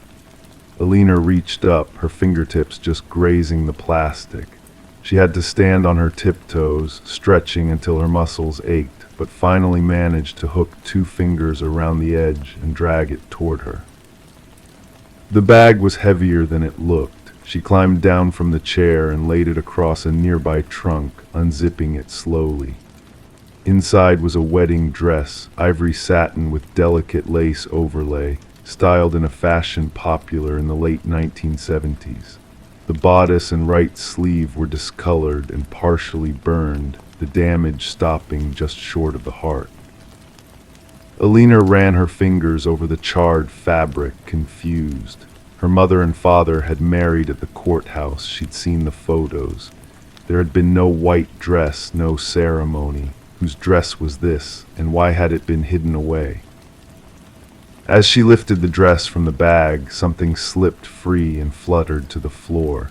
A Polaroid photograph, its colors muted with age.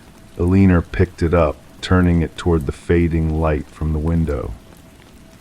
The image showed a young woman standing on the porch of this very house.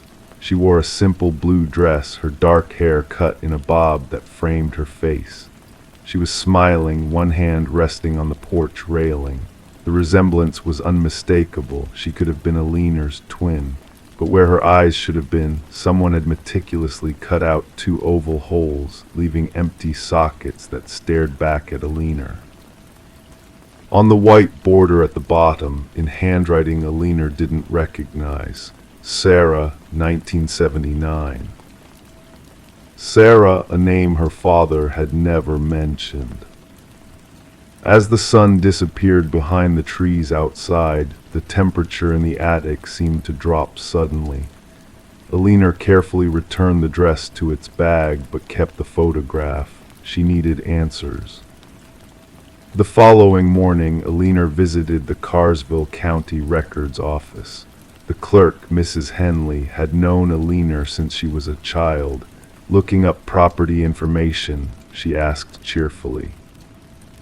Actually, I'm trying to find information about someone who might have lived in our house before. A woman named Sarah, around 1979. Mrs. Henley's smile faltered almost imperceptibly. Research into residents, that's over at the Historical Society. Tuesdays and Thursdays only. That night, Alina couldn't sleep. The photograph sat on her nightstand, those empty eye sockets seeming to follow her movements around the room. Around midnight, she heard footsteps on the porch. Pulling back the curtain, she saw nothing but shadows. Yet when she checked the porch in the morning, a single cigarette butt lay near the steps. Alina hadn't smoked in years, and none of her neighbors did either. Thursday couldn't come fast enough. The Historical Society occupied the town's original library, a small brick building with green shutters. Inside, Alina found an elderly man arranging newspapers on a reading table. "I'm looking for information about a woman who might have lived in my house, the old Matheson place on Willow Lane, in the late 70s. The man adjusted his glasses. "That would be before your father bought it, wouldn't it? The house sat empty for almost a year after the incident." "Incident?"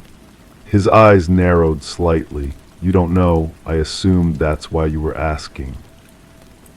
Alina showed him the photograph, carefully folding back the corner with the name. The color drained from his face. "Where did you get this?" "It's in my attic, hidden away." The man looked toward the front door, then back at Alina. Sarah Bishop. She was engaged to marry a local boy, Thomas Wells. Week before the wedding, there was a fire in the master bedroom. They found her inside. The dress, well, it was still on her when they found her. Alina felt the room tilt slightly. What happened to her fiancé?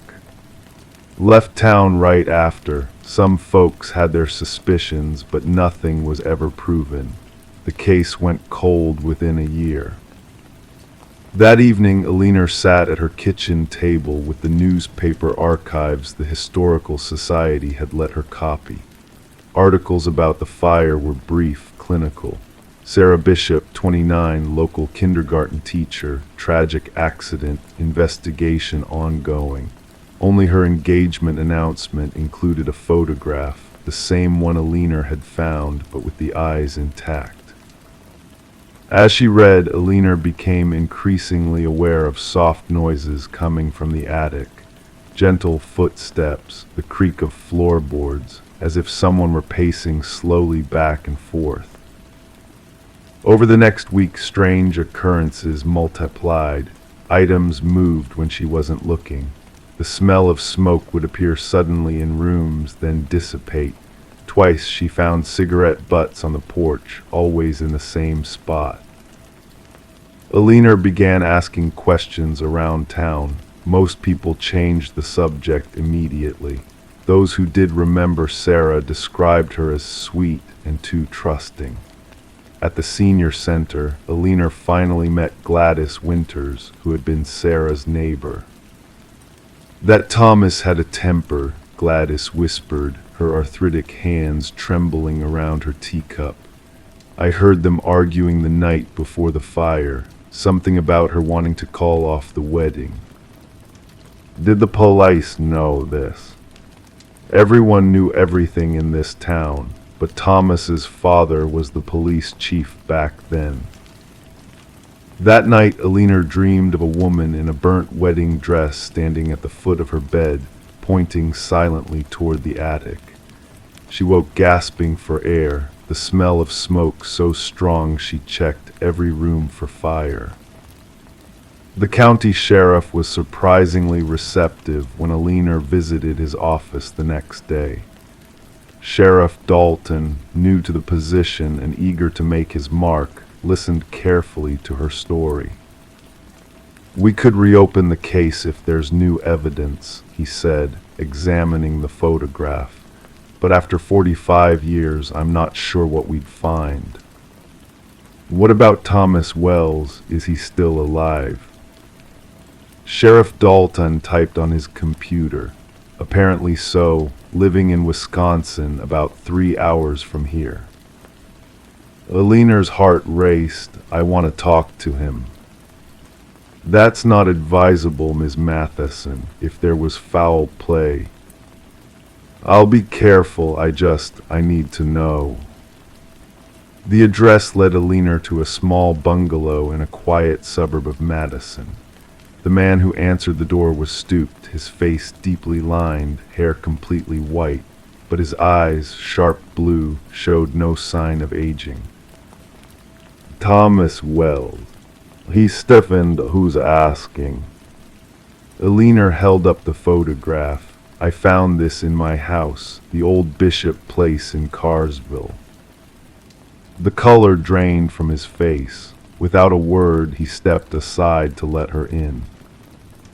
His living room was sparsely furnished, dominated by a large bookshelf filled with medical texts. Thomas had become a burn specialist, Alina learned, working with victims of fire trauma until his retirement 5 years ago. "I didn't kill her," he said finally, his voice barely above a whisper, "but I might as well have." The story emerged slowly. Sarah had wanted to break off the engagement after discovering Thomas had been unfaithful. The night before the wedding, they argued.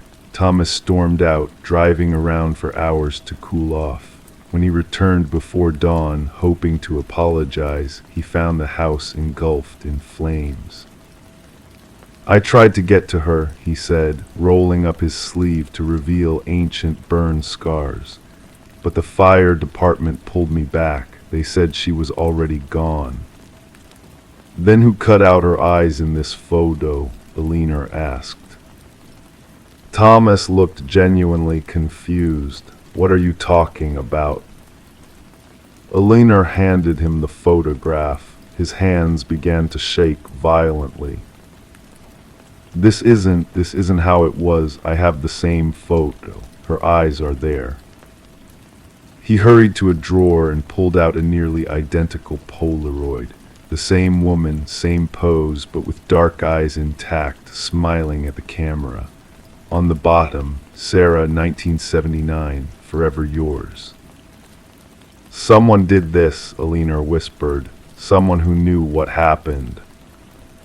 Thomas's face had gone ashen. "There's something I never told the police, something I couldn't admit then." He took a deep breath.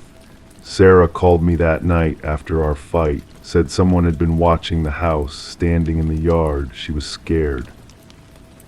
"And you didn't go back?" "I thought she was just trying to get me to come home. I was too proud." When Alina returned to Carsville, Sheriff Dalton had news. They'd found fingerprints on the photograph that didn't match Alina's or her father's. They were comparing them against cold cases from the era.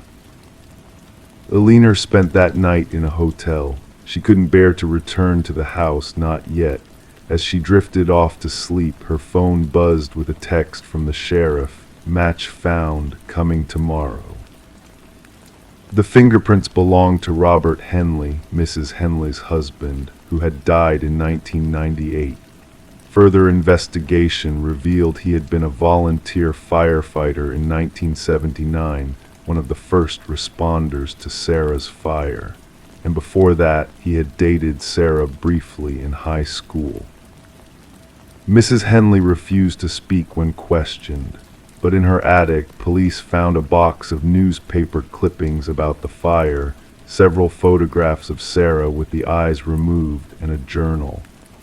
The entries detailed Robert's obsession with Sarah, his rage when she became engaged to Thomas, and his plan to save her from a mistake. The final pages described how he had visited her that night and how things had gone wrong, how he had been called back to the same house as a firefighter, how no one ever suspected. The case was officially closed 46 years after Sarah Bishop's death. Thomas Wells attended the small memorial service held in the Carsville Cemetery, where Sarah's remains were finally moved from an unmarked grave to a proper headstone. Alina listed the house for sale the following week. As she packed her belongings, she made one final trip to the attic. The wedding dress was gone from its hidden compartment, taken as evidence by the sheriff's department, but in its place was a small blue hair ribbon, neatly folded, the same one Sarah wore in her photograph. Alina left it there, sealing the trapdoor tightly behind her. Some doors once opened can never truly be closed again. Crime 8. It was an unremarkable Tuesday in April when Sarah Linfield decided to renovate the spare bedroom of her newly purchased Victorian home in Oak Ridge, Pennsylvania.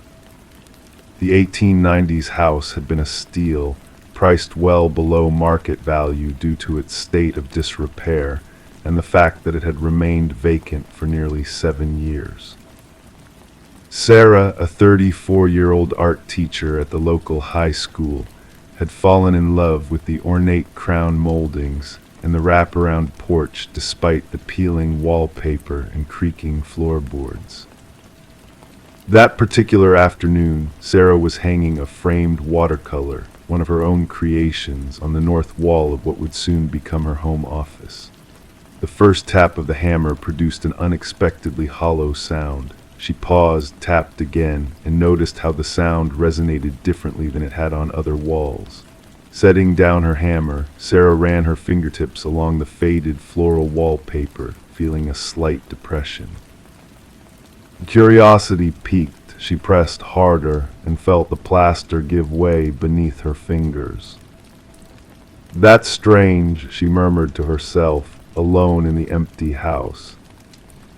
Using a utility knife, Sarah carefully cut along what seemed to be a rectangular outline in the wall. As she peeled back the wallpaper and crumbling plaster, her fingers brushed against something fabric, something that didn't belong inside a wall. Reaching into the darkness of the small cavity, she pulled out a child's backpack, faded pink with a purple butterfly zipper pull, coated in a layer of dust and plaster debris. The backpack felt light but not empty. Sarah carried it to the window where afternoon light filtered through lace curtains she'd hung just days earlier. With latex-gloved hands, a habit from her art restoration hobby, she slowly unzipped the main compartment.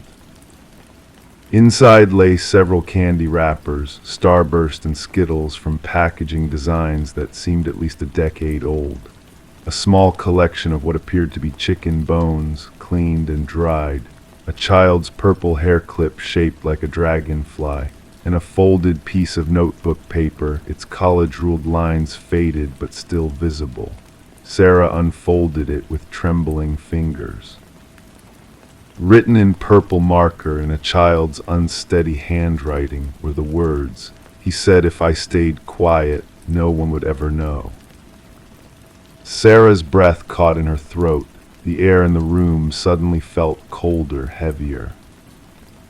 Oak Ridge had been a prosperous coal mining town in the early 1900s, but by 2015, when Sarah purchased the house at 742 Sycamore Street, it had become another struggling post-industrial community in Pennsylvania's forgotten interior.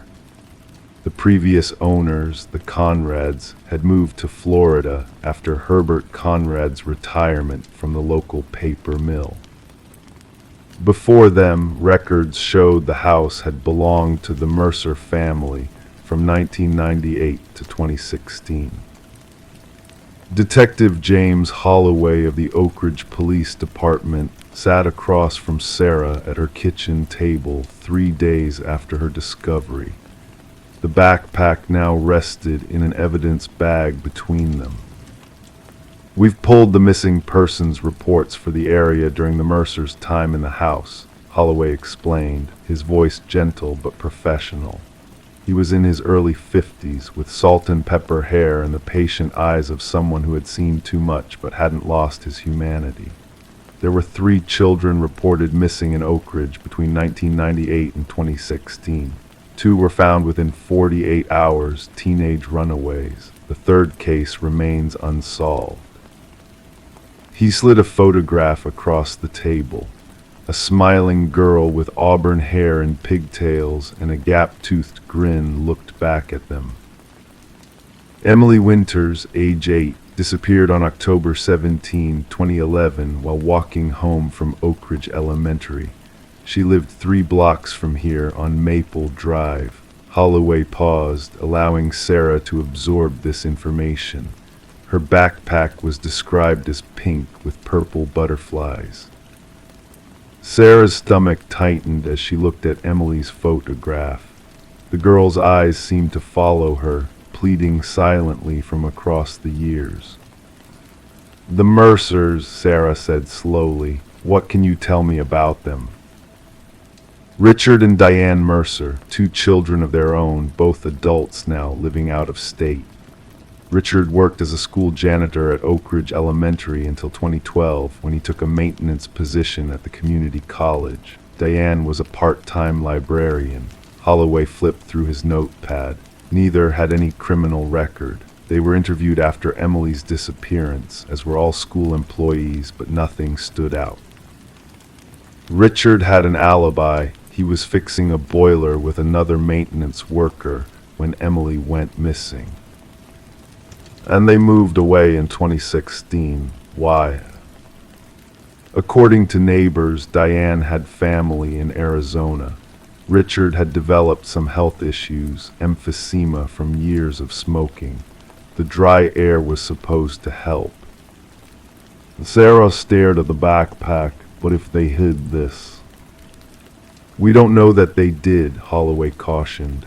"That house changed hands. The Conrads lived there for 2 years after the Mercers, and there's no proof yet that this backpack belonged to Emily Winters. We'll need to run tests, speak to her parents." "Her parents are still in Oak Ridge." Holloway nodded solemnly. "Her mother is divorced about a year after Emily disappeared. The father moved to Ohio. These cases..." He trailed off, seeming to choose his words carefully. "They destroy families." Lisa Winters had aged beyond her 45 years. Grief had etched permanent lines around her eyes and mouth, giving her face a perpetually weary expression. When Detective Holloway showed her the backpack, her hands trembled as she reached for the butterfly zipper pull. "I bought this for her 5th birthday," she whispered. She loved butterflies, collected them, not real ones, just pictures, stickers. A sob caught in her throat. Did you find?" "Just the backpack for now, Mrs. Winters," Holloway said gently. "But this is the first real lead we've had in years." The DNA tests confirmed what they already suspected. The hair caught in the backpack's zipper belonged to Emily Winters. The handwriting on the note matched samples from Emily's school assignments. The investigation that had gone cold years ago suddenly roared back to life. The case became the talk of Oak Ridge. Older residents remembered the search parties that had combed the woods and creek beds for weeks after Emily vanished. Younger ones grew up with Emily's story as a cautionary tale. Don't talk to strangers, don't walk alone, remember what happened to the Winters girl. Sarah found herself at the center of unwanted attention. Local news vans parked outside her Victorian home. Neighbors she hadn't met stopped by with casseroles and questions. Some nights she would stand at her bedroom window, watching as curious teenagers walked slowly past her house, pointing up at the room where the backpack had been found. 3 weeks after Sarah's discovery, Detective Holloway returned with a forensic team. They removed the entire section of wall, carefully examining the cavity and the surrounding structure. Behind the drywall, they found a small nook that appeared to have been part of the original chimney design, later sealed off during renovations. "Whoever put the backpack here knew about this space," Holloway explained. "It wasn't just stuffed randomly into a hole." What they found next changed everything. Tucked into a crevice at the back of the cavity was a rusted key attached to a metal ring. Engraved on the ring were the letters RM. Richard Mercer. Richard Mercer had died of complications from emphysema in a Phoenix hospice facility in 2018. His widow, Diane, claimed complete shock when Arizona authorities questioned her about the backpack and key. Richard was good with children, she insisted during her interview. Everyone loved him. The kids at school would high-five him in the hallways. But but as questioning continued, inconsistencies in her story emerged. She eventually revealed that Richard had come home unusually late on October 17, 2011, the day Emily disappeared. He said he had to stay late to fix a leak in the boys' bathroom, Diane explained, her voice barely audible. But his clothes. I remember thinking it was strange that his clothes were damp. He said he got wet fixing the pipes, but it wasn't like him to not change at work.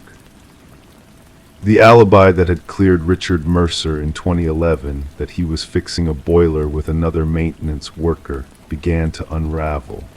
The co-worker, when re-interviewed, admitted that Richard had left him alone for maybe an hour and a half that afternoon. He had covered for his friend, not thinking Richard could be involved in anything sinister. A search of the Mercers' Arizona home revealed a locked shed in the backyard. Inside, detectives found a collection of children's hair clips, including several dragonfly-shaped ones matching the one in Emily's backpack. Beneath the floorboards of the shed, wrapped in plastic, was a child's shoe, later confirmed to be Emily's. 2 years after Sarah's discovery, the fields behind Oak Ridge Elementary School were excavated based on information from Diane Mercer, who had finally broken her silence in exchange for immunity from prosecution as an accessory after the fact. On a cool autumn morning, not unlike the day Emily had disappeared, her remains were recovered from a shallow grave beneath what had once been the school's equipment shed, demolished during renovations in 2013. The community of Oak Ridge gathered for a proper funeral, finally laying to rest a child who had haunted their collective consciousness for over a decade. Lisa Winters placed a butterfly-shaped wreath on her daughter's casket. Sarah attended the service, standing quietly at the back of the crowded church. She had never known Emily Winters in life, yet she felt inexplicably connected to her in death. Sometimes, alone in her house late at night, Sarah would find herself standing in the spare room, staring at the repaired wall, wondering if she could have somehow sensed what was hidden there when she first walked through the empty house. The Victorian on Sycamore Street would always carry the whispers of its dark secret. But Sarah chose to stay, feeling somehow that her presence there honored the memory of a little girl who had once tried to leave a message for someone to find, someone who would finally help her be heard, long after she had been silenced. As Detective Holloway had told her when the case was finally closed, sometimes the dead speak to us in ways we least expect. Emily found her voice through you. Sarah hung her watercolor on a different wall, and on the repaired north wall she placed a framed photograph of butterflies in flight, a silent tribute to a child she never knew but would never forget. Crime 9, the abandoned property had been stripped bare, but each time she visited something was different. A light bulb replaced, a cabinet door closed, a chair turned toward the window. One day she found a plate set for two, next to it a receipt for groceries with her name on it. Lauren Ashford had always felt drawn to abandoned places. As a real estate photographer specializing in historic properties in the small town of Millfield, Connecticut, she developed a reputation for capturing the silent dignity of forgotten homes. Her Instagram account, Left Behind Lens, had amassed a modest following of 50,000 people who shared her fascination with peeling wallpaper and dust-covered chandeliers. The Harmon House on Sycamore Lane was different, though. Built in 1932 by local lumber magnate Theodore Harmon, the colonial revival had once been the jewel of the neighborhood. But after the mysterious disappearance of the final owner, Marion Harmon, Theodore's granddaughter, in 2018, the property had fallen into a peculiar kind of neglect. The bank had foreclosed, but multiple sales had fallen through. Locals whispered that the house had bad energy. Lauren first entered the Harmon house on October 12, 2023. A small local agency had finally listed the property again, and her services were required to make the dilapidated structure appear salvageable online. She remembered the chill that ran through her body when she first pushed open the heavy oak door. The house had been emptied, furniture removed, fixtures pulled from walls, even the stair banister stripped away, likely by scavengers or the previous owners. "It's just a shell now," the realtor, Dave Klein, had told her as he handed over the lockbox code. "Take whatever shots you can to make it look decent. The company's selling it as a renovation opportunity, so they don't expect miracles." Lauren nodded, but already she felt something that she couldn't explain, a familiarity, as if she'd been here before, though she knew she hadn't. She returned 3 days later to capture the property in different lighting. This time she came alone. Dave had given her permission to use the lockbox whenever she needed. It was then that she noticed the first change, a single light bulb in the kitchen, screwed into a fixture that had been empty during her previous visit. "Dave must have put it in," she murmured to herself, though the realtor had mentioned nothing about preparing the property. The bulb didn't work. There was no electricity running to the house, but its presence nagged at her. On her third visit, October 19th, she discovered that one of the kitchen cabinet doors that had been hanging from a single hinge was now properly closed. On October 23rd, she found that a wooden chair, the only piece of furniture left in the house, had been moved from the corner of the dining room to face the bay window overlooking the overgrown garden. Each change was small, almost imperceptible. Lauren began to doubt herself. Had the chair always been by the window? Had she simply not noticed the light bulb during her first walkthrough? But she was a professional, trained to observe details. She knew what she had seen. Lauren didn't tell anyone about the changes. Not Dave, not her boyfriend Michael, not her best friend Tara. Something kept her silent, a mixture of curiosity and an inexplicable sense that these discoveries were meant for her alone. She began visiting the Harmon house more frequently, always with the excuse of needing additional photographs. In truth, she had completed her assignment after the second visit. The real estate agency had already uploaded her carefully edited images to their website, but still, she returned. October turned to November, and the house continued its subtle transformation. On November 7th, Lauren found a stack of newspapers neatly piled on the kitchen counter. They were dated from the week Marion Harmon had disappeared 5 years earlier. On November 12th, the water faucet in the downstairs bathroom, which had been removed, had been reinstalled, though no water flowed when she turned the handle. And then on November 15th, she entered the dining room to find a plate set for two at the table that had previously been bare. Next to one of the plates was a receipt from Millfield Market, dated that very morning. Lauren's hands trembled as she picked it up. At the top of the receipt, written in neat handwriting, was her name, Lauren Ashford. The items purchased were ordinary bread, eggs, coffee, apples, things she would buy herself. But she hadn't been to Millfield Market that day. She hadn't purchased these items. Lauren sank into the chair facing the window, her heart racing. She should leave, she knew that, call the police perhaps. Someone was clearly entering the house, watching her, maybe following her. And yet the fear she felt was tangled with something else. A strange sense of recognition, of coming home. That evening, when Michael asked about her day, she lied. She said she'd been photographing a new property across town. The truth felt too fragile to share, as if speaking about the Harmon house might break whatever thread was pulling her back there. The next morning, Lauren called in sick to work and drove directly to the house. This time she brought her high-end camera, determined to document the changes, but when she entered, nothing seemed out of place from her previous visit. The plate settings remained untouched. The receipt still bore her name. She moved through the rooms, photographing everything.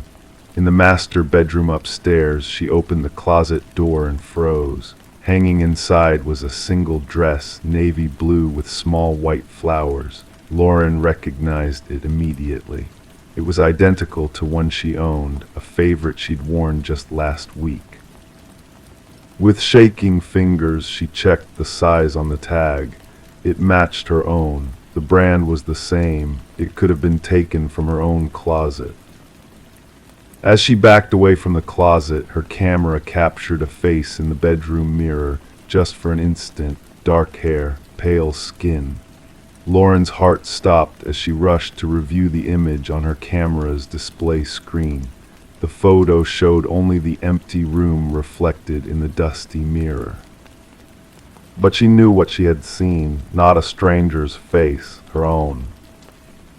Detective Sandra Powell had been with the Millfield Police Department for 15 years.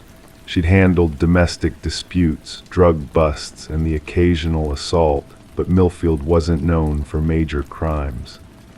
The disappearance of Marion Harmon 5 years earlier remained the department's only open missing persons case.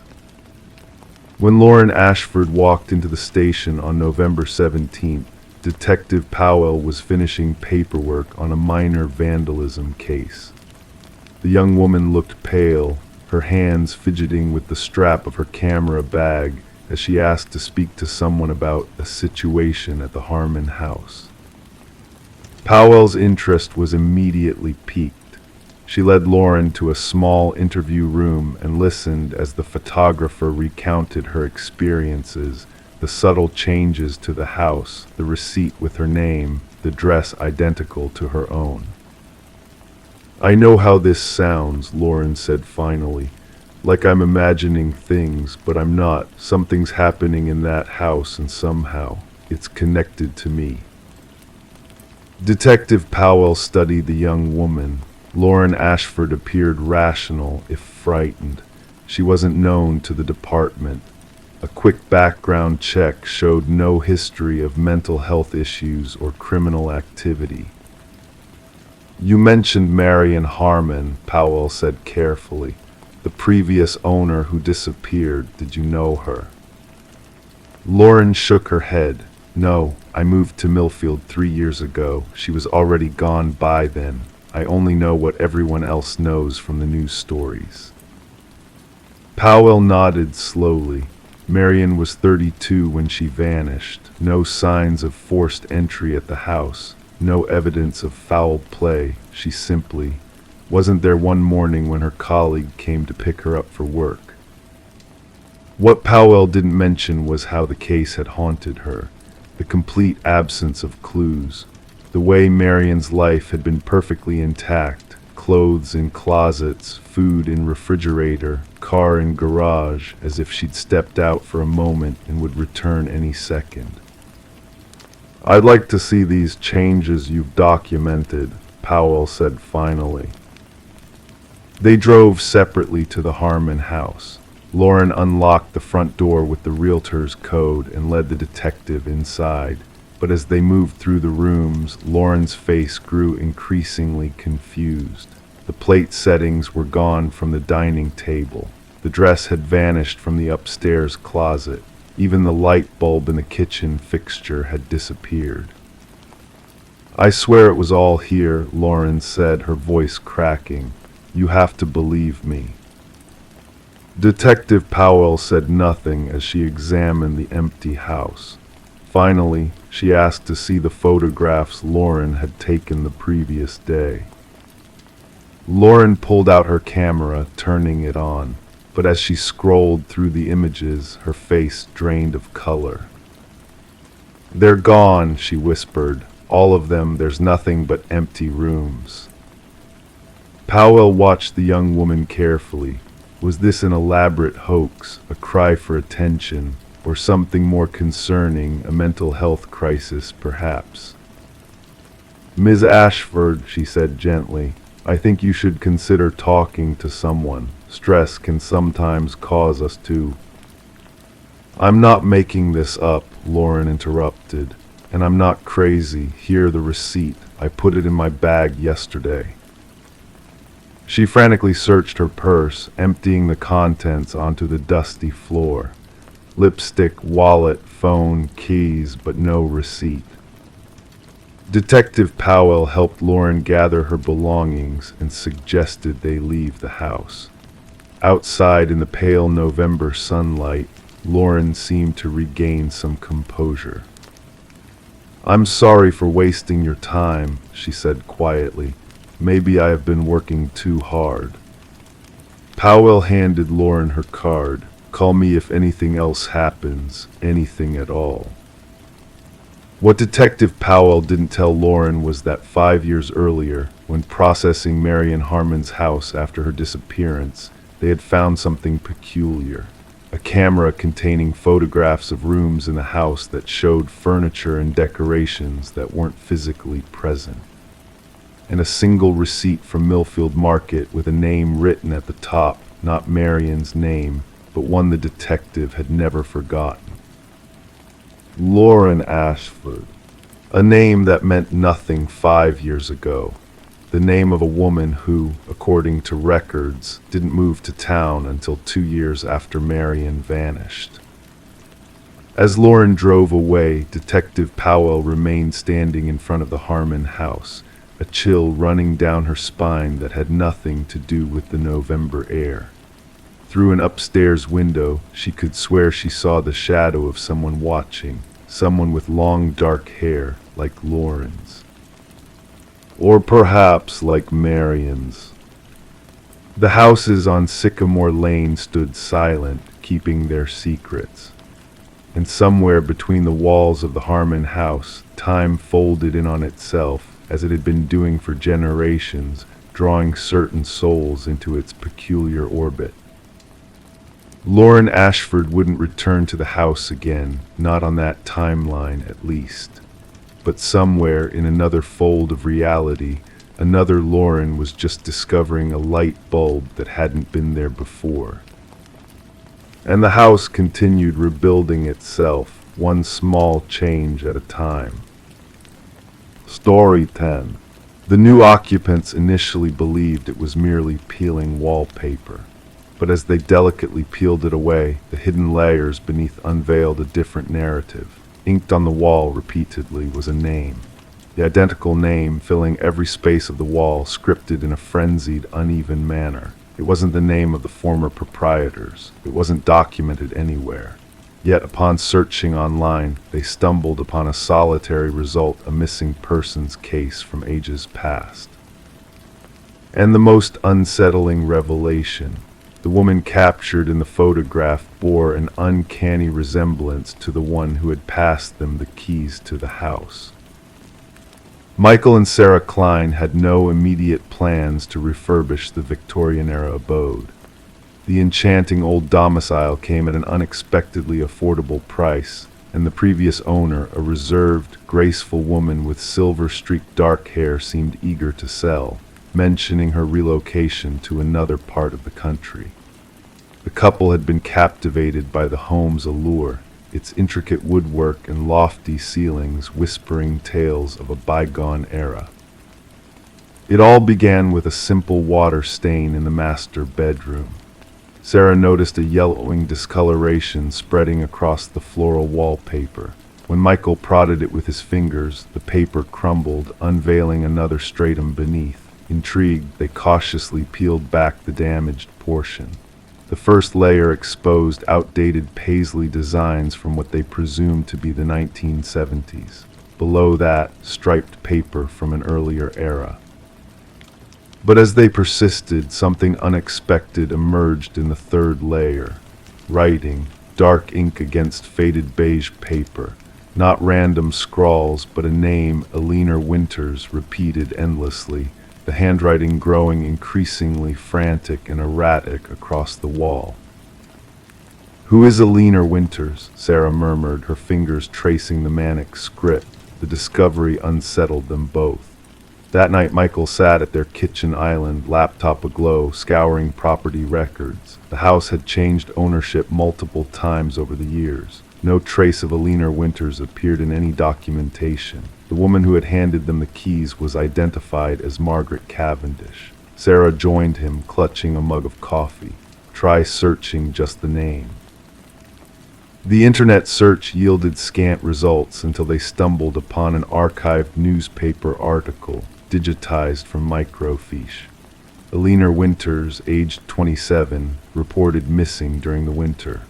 The monochrome photograph depicted a young woman with dark hair and distinct eyes that mirrored those of Margaret Cavendish, the woman who had sold them the house. This article dates back 30 years, Michael murmured, his voice barely audible above the refrigerator's hum. Margaret would be roughly the right age now, but Sarah swallowed hard. The missing woman never received closure, no body found, no suspects identified. Their curiosity morphed into an obsession.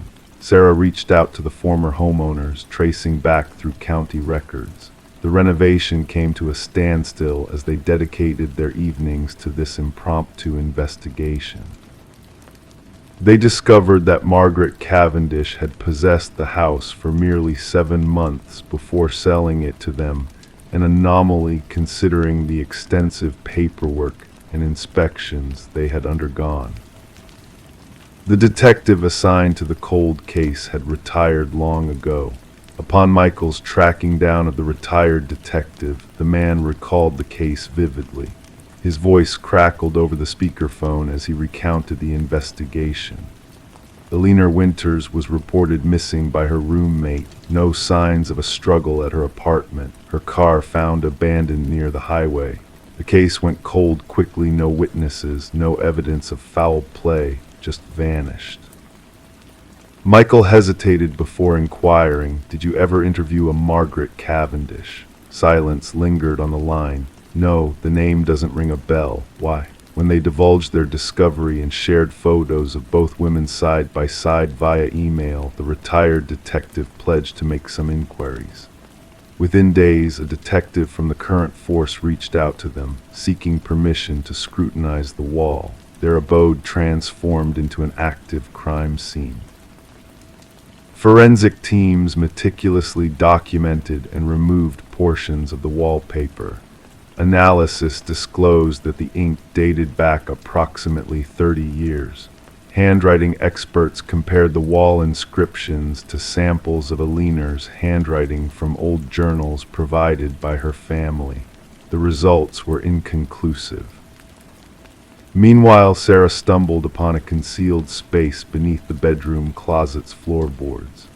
Inside lay a driver's license belonging to Alina Winters alongside several other identification cards bearing different names. All bore the same face with subtle discrepancies: hair color, glasses, expressions. The final ID, Margaret Cavendish, aligned with their home seller. When authorities attempted to locate Margaret using the forwarding address she had provided, it turned out to be non-existent. Her phone number was defunct. The bank account that received their payment had been closed. Margaret Cavendish had vanished, akin to Alina Winters decades earlier. Then came the revelation that fundamentally shifted the investigation. DNA analysis of hair strands recovered from deep within the wall cavity matched Alina Winters. However, fingerprints lifted from the writing itself matched a different profile entirely, one belonging to a psychiatric patient named Rebecca Eldridge, who had been institutionalized shortly after Alina's disappearance. Rebecca Eldridge had been diagnosed with severe dissociative identity disorder. She had eluded the institution multiple times over the years. Her medical records unveiled something disconcerting: one of her documented alternate personalities identified as Alina. The investigation unveiled that Rebecca had been Alina's childhood companion, fixated on her to the point of imitation. When Alina rebuffed her increasingly unsettling advances, something within Rebecca fractured. She adopted Alina's identity literally and metaphorically, and fashioned an intricate web of personas to sustain the facade. The scribbled name represented Rebecca's desperate bid to grasp onto reality, to recollect who she truly was beneath the assumed identities. The wall had become both a confession and a prison, a tangible manifestation of her fragmented psyche. Sarah and Michael observed from their front porch as forensic teams excavated specific sections of their backyard, guided by ground-penetrating radar that had detected anomalies beneath the surface. The cold case had abruptly heated up. The remains unearthed from beneath the garden belonged to Alina Winters. Rebecca Eldridge, known to Michael and Sarah as Margaret Cavendish, was ultimately apprehended attempting to cross the border with yet another identity.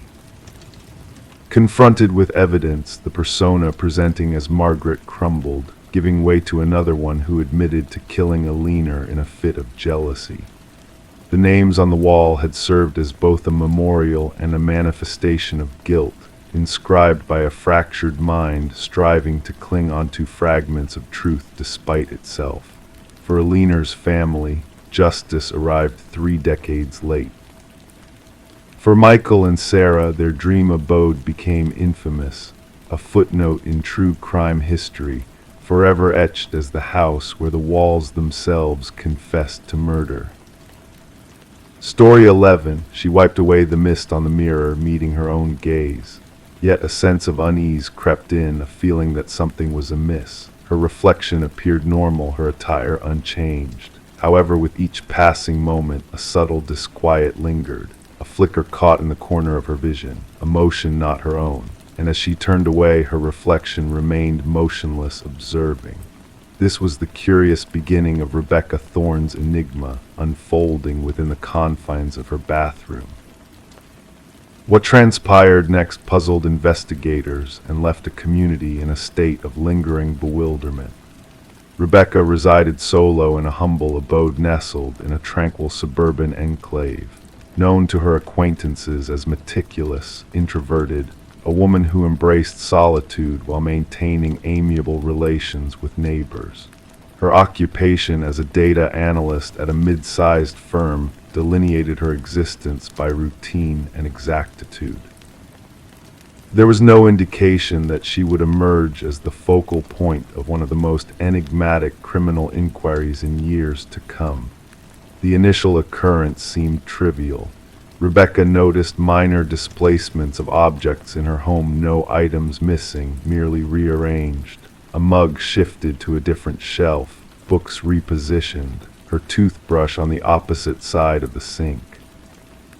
She brushed off these peculiarities as fleeting lapses, attributing them to prolonged hours spent under harsh fluorescent lights, scrutinizing spreadsheets until her sight blurred.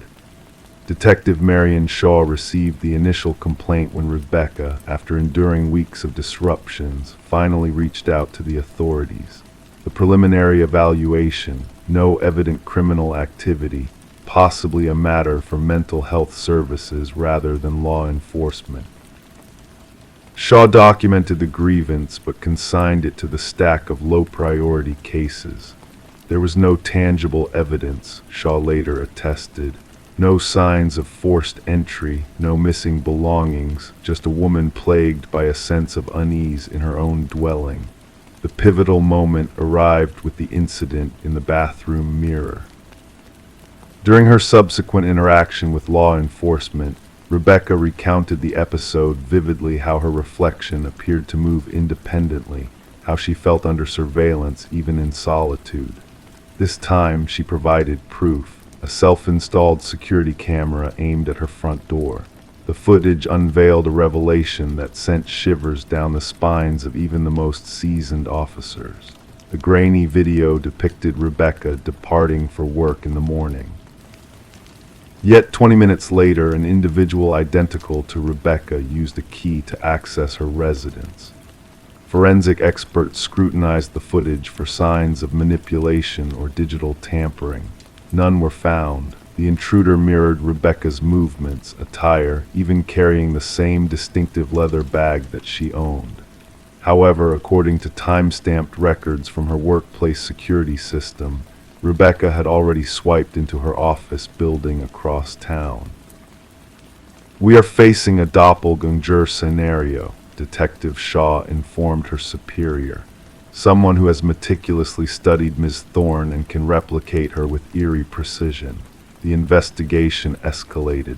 Fingerprints within the dwelling matched solely with Rebecca's. No foreign DNA was detected. Neighbors reported witnessing nothing out of the ordinary, merely Rebecca coming and going as usual. One neighbor, Mrs. Keller, mentioned greeting Rebecca upon her return one evening and receiving no response, a behavior she found uncharacteristic but not alarming. Rebecca commenced documenting the disturbances in a journal. Minor alterations in her home multiplied. Food vanished from her refrigerator that she had no recollection of consuming. Her computer displayed searches she had not initiated. Most disconcerting were the photographs on her mobile device, self-portraits resembling her, yet she had no memory of capturing them. In some images, her countenance appeared subtly awry, the smile too wide or the eyes excessively intense. "I feel as though I am descending into madness," she confided to Detective Shaw during their third encounter. "Or perhaps someone is orchestrating it to seem so." A breakthrough emerged when investigators discerned a pattern in the security footage. The doppelganger solely infiltrated when Rebecca departed for specific engagements, therapy sessions, yoga classes, Sunday morning grocery trips, pre-planned activities with foreseeable durations. "Someone is intimately acquainted with your routine," Shaw elucidated. "This isn't arbitrary, it's calculated surveillance and infiltration." A forensic psychologist postulated that they confronted a fixation case, someone fixated on assuming Rebecca's identity, living her life, conceivably with intentions of eventual substitution. Such instances were infrequent but documented in psychological annals. The perpetrator typically underwent a psychological rupture, fixating on a victim embodying qualities they coveted: stability, beauty, success, normalcy. The investigation narrowed its focus when Rebecca mentioned a former coworker, Lily Winters, dismissed following a series of increasingly erratic actions. Lily had closely collaborated with Rebecca, often remarking on their resemblances. Subsequent to her termination, she dispatched a sequence of unsettling emails to Rebecca. "We could be mirror images," one correspondence read. "At times, I feel more like you than you do." Detective Shaw secured a warrant to search Lily's residence. The findings altered the trajectory of the case from unnerving to harrowing. A chamber in Lily's abode had been transformed into a shrine-like replica of Rebecca's bedroom. The walls were adorned with photographs, countless snapshots of Rebecca entering her residence, shopping, socializing, all captured without her knowledge. A wardrobe in a closet harbored precise duplicates of Rebecca's attire. Makeup brands identical to those favored by Rebecca adorned a vanity alongside meticulous notes detailing her idiosyncrasies, speech patterns, and daily routines. Most incriminating were the practice videos. Lily had recorded herself mimicking Rebecca's gait, gestures, expressions. The evolution was evident. Initial endeavors were clumsy and conspicuous, subsequent ones nearly indistinguishable from the authentic Rebecca. "She aspired to embody me," Rebecca murmured upon viewing the evidence. "She wasn't merely imitating me, she was obliterating me." Forensic specialists unearthed sophisticated equipment for crafting key duplicates and replicating electronic access cards. Lily had maintained an intricate system for monitoring Rebecca's movements, including a calendar with meticulous prognostications of her schedule. What confounded investigators was Lily's ultimate objective. Journals discovered in her residence contained rambling entries that oscillated between the first and third person, occasionally referring to Rebecca as both me and her within the same paragraph. The conclusive entry sent chills through the investigative team. Soon, only one of us will remain. The stronger one will prevail. When authorities moved to apprehend Lily, she had vanished. Traces of her abrupt departure were evident in her apartment drawers left ajar, certain devices absent. A nationwide alert was issued. Rebecca was relocated to a secure refuge under protective custody, with continual surveillance. For 3 weeks, authorities monitored every locale associated with her previous life. Lily failed to materialize. The case took a disquieting turn when a security officer at Rebecca's former workplace reported a peculiar occurrence. Rebecca had been sighted entering the building despite being on leave. Surveillance footage corroborated the claim. An individual resembling Rebecca had utilized a valid ID card to access the premises, proceeded to her former workstation, and spent 40 minutes perusing her files before departing. Rebecca, safeguarded in a fortified safe house, could not have been present at the office. The implications grew evident. Lily had not absconded, she had made her move. Henceforth, she inhabited Rebecca's life, assuming her identity while the authentic Rebecca remained concealed. The case remains unresolved. Lily Winters evaded capture. Rebecca Thorne refrained from resuming her former life, opting to forge a fresh identity in an undisclosed location. Detective Shaw maintains a photograph on her desk, 2 women strikingly similar in appearance. One is Rebecca Thorne, the other is Lily Winters. Sometimes she scrutinizes their countenances, seeking disparities, the subtle nuances that would distinguish one from the other. The truly chilling aspect Shaw often imparts to rookie detectives is not that someone can mirror your appearance or voice. It's the fervor with which they aspire to assume your identity, to the extent that they erase themselves in the process. Identity transcends mere outward projection. It is a treasure we safeguard vigilantly. And sometimes its worth dawns upon us only when it is threatened with theft. Story 12. In the quiet stillness of a suburban neighborhood, a mysterious key arrived in the mail for Sarah Miller.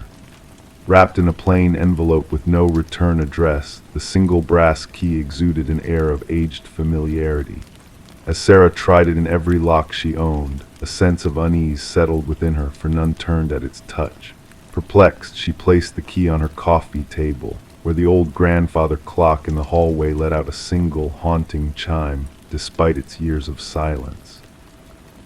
Sarah, unsettled by this inexplicable occurrence, reported the strange incident to the authorities. Initially met with skepticism, the responding officer took the key as evidence, unaware of the sinister chain of events it would set in motion.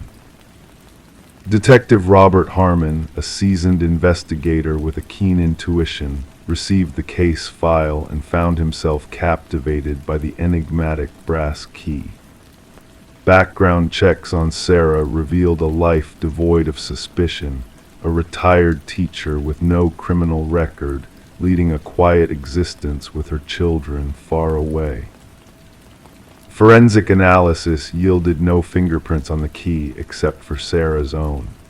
The postmarked envelope divulged no clues, and the key itself, though worn with time, bore no distinctive markings. It was a standard Schlage key, unassuming yet harboring a dark secret. A breakthrough came when Detective Harmon delved into the department's database, uncovering a chilling connection. The key's unique pattern matched one from a cold case file, revealing a storage unit filled with horrors, blood-stained carpet, tools of violence, and images of unidentified women. As the investigation deepened, Sarah's world turned into a labyrinth of fear. She fortified her home with new locks and security systems, haunted by the unanswered question, why had this key found its way to her? A breakthrough came when a distant familial match was found through genealogical databases, leading the investigators to Harold Jenkins, a seemingly unremarkable man who had lived near Sarah. Further digging unveiled a dark past, shrouded in mystery and malevolence. The true extent of the horror was unearthed when a hidden room filled with brass keys was discovered beneath Jenkins' deceased mother's cabin. Each key bore a name and date, unlocking a nightmarish reality of unspeakable crimes. As the manhunt for Jenkins intensified, the community shuddered at the revelation of a monster in their midst. The press dubbed him the Keymaster, a name that sent shivers down spines nationwide. In a final confrontation, Jenkins took his own life, leaving behind a journal detailing his atrocities and a chilling message for Sarah, a message that echoed the haunting truth of his twisted obsessions. The investigation uncovered 32 victims, bringing closure to families long haunted by uncertainty. Yet, for Sarah, the ordeal left an indelible scar, a reminder of the darkness lurking beneath the veneer of normalcy. The brass keys, silent witnesses to unspeakable horrors, remain in an evidence locker, a poignant testament to lives cut short and the chilling reality of predators hidden in plain sight. Story 13: The Mystical Mask. The quaint costume emporium was in its final days, the air heavy with the scent of nostalgia as old treasures found new homes. Among the dwindling relics, a woman's fingers alighted on a mask nestled on a forgotten shelf, its delicate features both enchanting and eerily lifelike.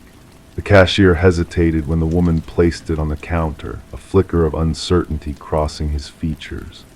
"That's not from our collection," he murmured, casting a wary glance at the mysterious mask. Perplexed, the woman sought a tag but found none. With a nonchalant shrug, she decided to claim it as her own and carried it to her abode.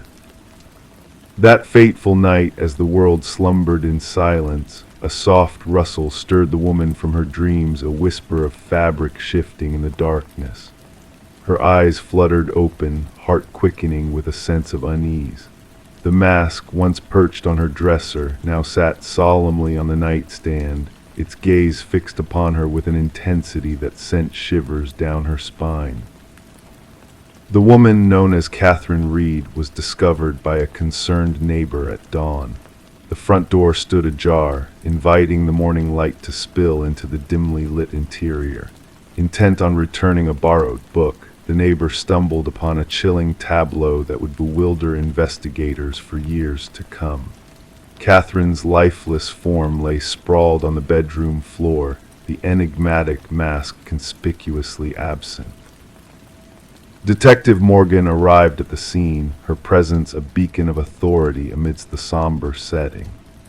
As forensics meticulously documented the room, the rhythmic clicks of shutters punctuated the hushed whispers that hung heavy in the air.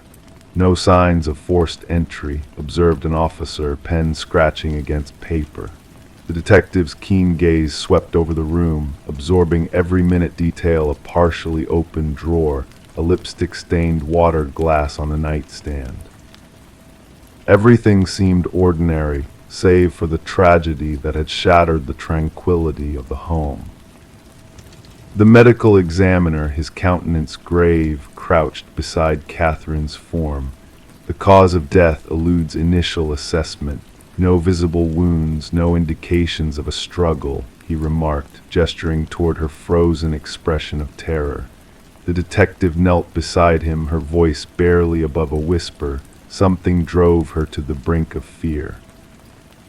Catherine had been a connoisseur of art, renowned for her discerning eye and passion for authenticity. Colleagues spoke of her meticulous nature, her ability to discern the genuine from the counterfeit with unparalleled precision. She had a gift for spotting discrepancies, her employer recounted during interviews. The detective pondered whether this gift had inadvertently led to her tragic demise. Surveillance footage from the costume shop unveiled a perplexing reality. The cashier's genuine bewilderment at the mask's origin was palpable, prompting a consultation with the shop owner, who disavowed any association with the enigmatic artifact. Although the audio was indistinct, lip-reading experts later confirmed the owner's denial. We have never stocked an item of this nature. A visit to the now vacant costume shop unearthed unsettling truths. The shop owner, fraught with nervous energy, divulged the mask's sudden appearance during a clearance sale, its origins shrouded in mystery. It materialized during the sale. None of us recall its provenance. It was never part of our inventory, he confessed. Under pressure, he reluctantly disclosed a history of peculiar occurrences following acquisitions from the estate of a deceased collector entangled in enigmatic circumstances. A breakthrough emerged when forensic analysis revealed microscopic fibers entwined in Catherine's grasp. She clutched onto something, the lab technician elucidated, peculiar fibers of an archaic nature, a blend of human hair and an unidentified organic compound defying conventional classification. The investigation unraveled a tapestry of inexplicable deaths spanning decades, each victim acquiring a peculiar mask preceding their demise, each bearing an expression of unadulterated terror, each case a riddle left unsolved. A retired detective, privy to a similar enigma, offered a cryptic rendezvous.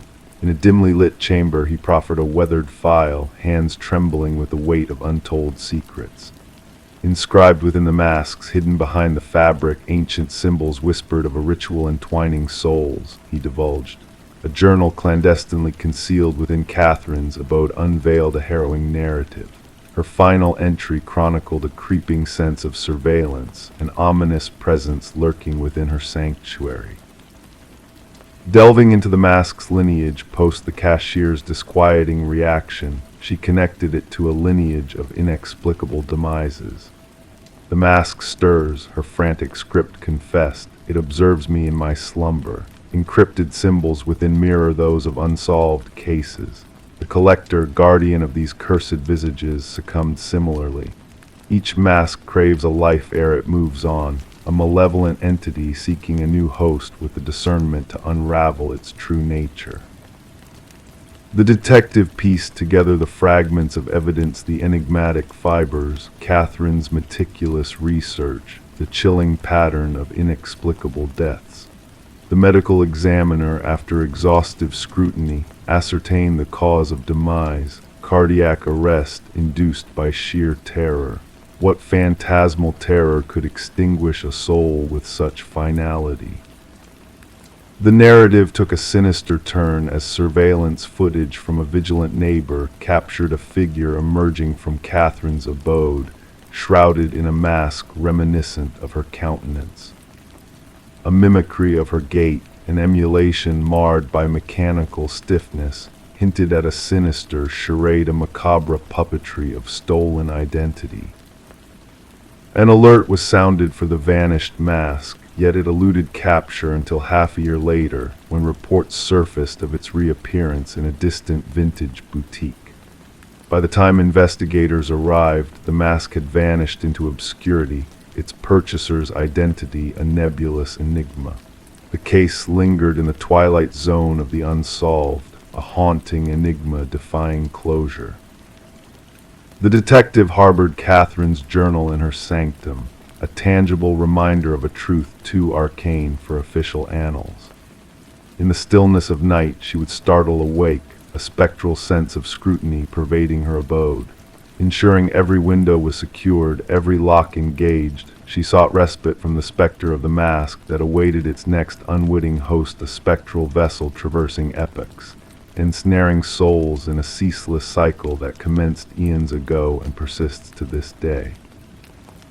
The mask lingers, biding its time, awaiting the fateful encounter that would usher in a new chapter of dread, a nocturnal dance of shadows, a macabre waltz of the unseen, hungry for the essence that dwells behind mortal eyes. Story 14: The Enigmatic Manor.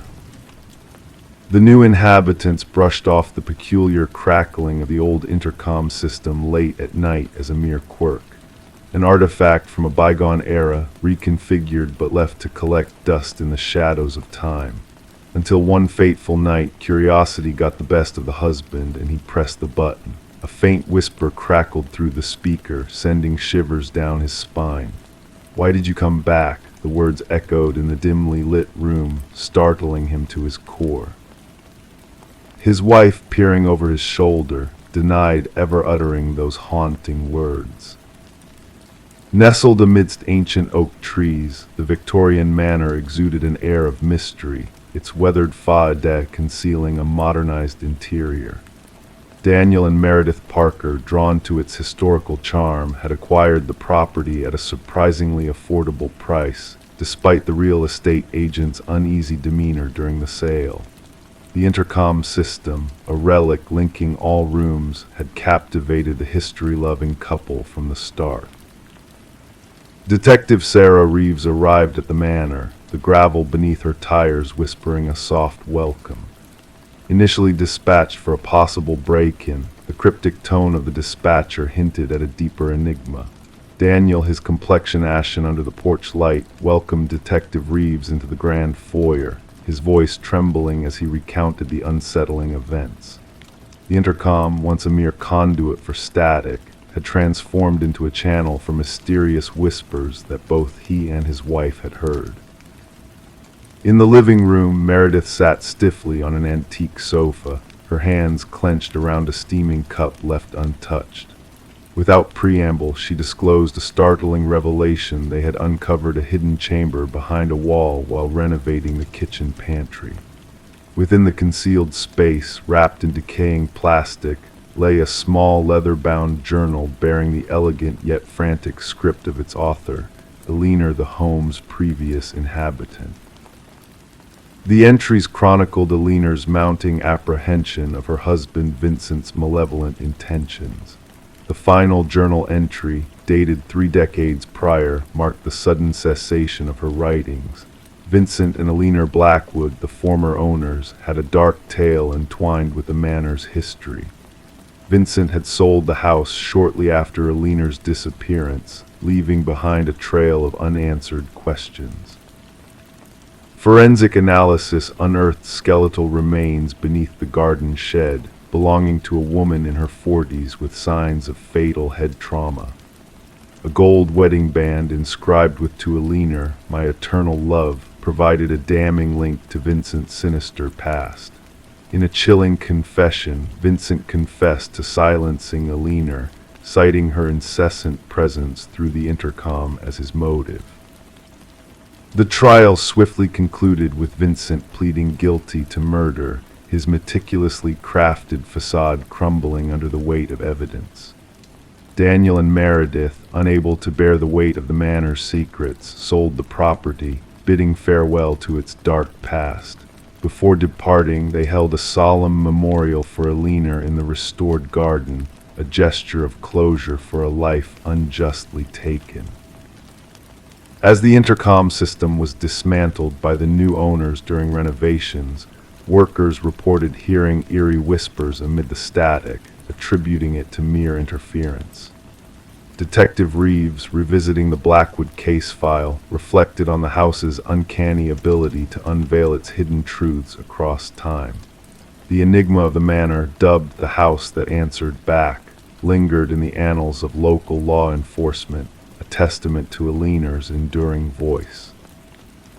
Driving past the manor on her way home, Detective Reeves would slow down, the window cracked open ever so slightly, listening for whispers carried on the gentle breeze, a melancholic echo of a past silenced but never forgotten. Story 15. The motel stood as a relic of forgotten times, its worn facade hinting at the transient nature of its guests. A weary clerk handed her the key, his eyes betraying a hidden warning. "Just avoid the last door on the left," he murmured cryptically. Intrigued, she couldn't ignore the whisper of curiosity that tugged at her. That night, amidst the hushed stillness of the hallway bathed in dim light, she found herself drawn to the forbidden door. The handle chilled her fingers like ice, and as she leaned closer, a faint breath seemed to whisper from the other side. Detective Morgan Reed, her senses sharpened by years of investigating, entered the scene of the crime with a heavy heart. The metallic tang of blood lingered in the air, a grim reminder of the violence that had shattered the tranquility of the room. Amidst the eerie contrast of a pristine bathroom and a lifeless body, Reed knelt beside the young woman, her features frozen in eternal surprise. The forensic technician's clinical observations echoed in the room, indicating a grim pattern repeating itself. Reed absorbed the details silently, her mind already piecing together the fragments of the puzzle before her. The victim's elegant attire clashed with the dreary setting, hinting at a hidden motive behind the facade of randomness. As the investigation unfolded, Reed delved deeper into the shadows that enveloped the case. The hotel manager's trembling voice revealed fragments of a tragic narrative, a solitary check-in, a life abruptly ended. Reed's gaze swept across the room, searching for the elusive truth hidden within the walls. Back at the precinct, the incident board bore witness to the haunting repetition of faces that had met a similar fate in desolate motels. The pieces of the puzzle began to coalesce, forming a chilling portrait of a predator lurking in plain sight. With each passing day, the investigation unraveled the layers of deception that shrouded the victim's life. A breakthrough came in the form of a whispered revelation from the victim's sister, unveiling a hidden connection that led Reed down a perilous path. The name C lingered in the air, a shadowy figure lurking at the edge of the investigation. Reed's relentless pursuit of the truth unearthed a trail of deceit weaving through the victim's professional life, leading her to a man whose polished exterior concealed a sinister truth. Charles Emerson, a man of influence and duplicity, stood at the center of the storm, his carefully constructed facade beginning to crumble under Reed's unwavering gaze. The revelation of a clandestine affair sparked a chain of events that exposed the darkness lurking beneath the surface. Emerson's denials rang hollow in the face of mounting evidence, each piece a damning testament to his guilt. The courtroom drama unfolded like a dark symphony, culminating in a verdict that sealed Emerson's fate. Reed's eyes met his, piercing through the mask of indifference to glimpse the emptiness that lurked within. The media dubbed it the door on the left case, a chilling reminder of the horrors that lurked in the shadows. Despite the closure brought by justice, Reed found herself haunted by the echoes of the past, the keys to forgotten rooms serving as tangible reminders of the darkness that dwelled behind closed doors. In the silence of the evidence locker, the keys remained, silent witnesses to the unfathomable depths of human depravity, a reminder that some doors once opened could never be shut. Story 16, the old apartment exuded a sense of history, its walls holding secrets whispered through time. The heating system groaned in a rhythmic lullaby, the pipes rattled like distant chimes. It was a familiar melody that echoed through the corridors of the building, or so they thought until she heard it. A voice, soft and elusive, drifted through the vents like a gentle breeze. It wasn't the usual echoes of neighbors going about their day. It was a whisper calling her name with a haunting allure. Intrigued, she leaned closer, her heart quickening with each word that brushed against her ear. A chill caressed her cheek, and then almost teasingly came the words, "I know you're listening." Detective Morgan Shaw stood in the stillness of the vacant apartment, a sense of unease lingering in the air. Her eyes fixated on the rusted vent cover, a portal to a mystery waiting to unfold. The forensics team moved with precision, capturing every detail of the scene with flashes of light. Alina Reeves, the missing woman whose fate had led them here, had left behind a trail of unanswered questions. Officer Patel recited the facts from his notepad, detailing Alina's claims of voices from the vents that had been dismissed by the building management as mere quirks of an aging structure. Shaw knelt by the vent, tracing the desperate marks left behind by frantic hands, evidence of a struggle that defied logic. Fingernails etched into the metal from within, a silent plea for escape. Alina, a beloved kindergarten teacher, had vanished without a trace, leaving behind a life untouched, a presence felt in the whispers that now haunted the apartment. Her sister's tearful account revealed a woman plagued by paranoia in her final days, convinced of a presence lurking in the shadows, speaking to her through the very walls that now bore witness to her absence. As Shaw pieced together the fragments of Alina's world, a chilling realization took hold. The meticulously arranged living space, the chair positioned beneath the vent as if waiting for a clandestine conversation, the lingering scent of familiarity that clung to the air, all painted a portrait of a woman ensnared in a web of deceit spun by an unseen predator. The forensics report unearthed unsettling truths, linking Alina's belongings to the hidden horrors within the walls. Fibers from her favorite cardigan trapped in the vent, a foreign fingerprint on the inside of the cover, and most hauntingly, the recordings from Alina's own phone capturing the whispered exchanges that now echoed in Shaw's mind. A dark history shrouded the apartment building, its walls holding secrets that whispered of past tenants who had fled in fear, their voices lost to the echoes that lingered within the aging structure. Harold Weber, the enigmatic superintendent, bore witness to the unfolding drama with a calm facade that belied a deeper truth. Weber's composed demeanor faltered under Shaw's scrutiny, a flicker of recognition in his eyes betraying a hidden knowledge. The revelation of a secret passage concealed within Alina's bathroom unveiled a sinister reality of a year lurking within the very walls of the building, unseen and unheard until now. A search of Weber's pristine abode unearthed a trove of incriminating evidence, a digital archive of his twisted obsession meticulously catalogued by apartment number. Shaw's blood ran cold as she delved into the depths of Weber's depravity, each file a testament to his insidious connection to those he had watched, listened to, and ultimately preyed upon. Weber's arrest brought a semblance of closure, but the whispers of the past lingered in the shadows, a reminder of the darkness that had once permeated the building's corridors.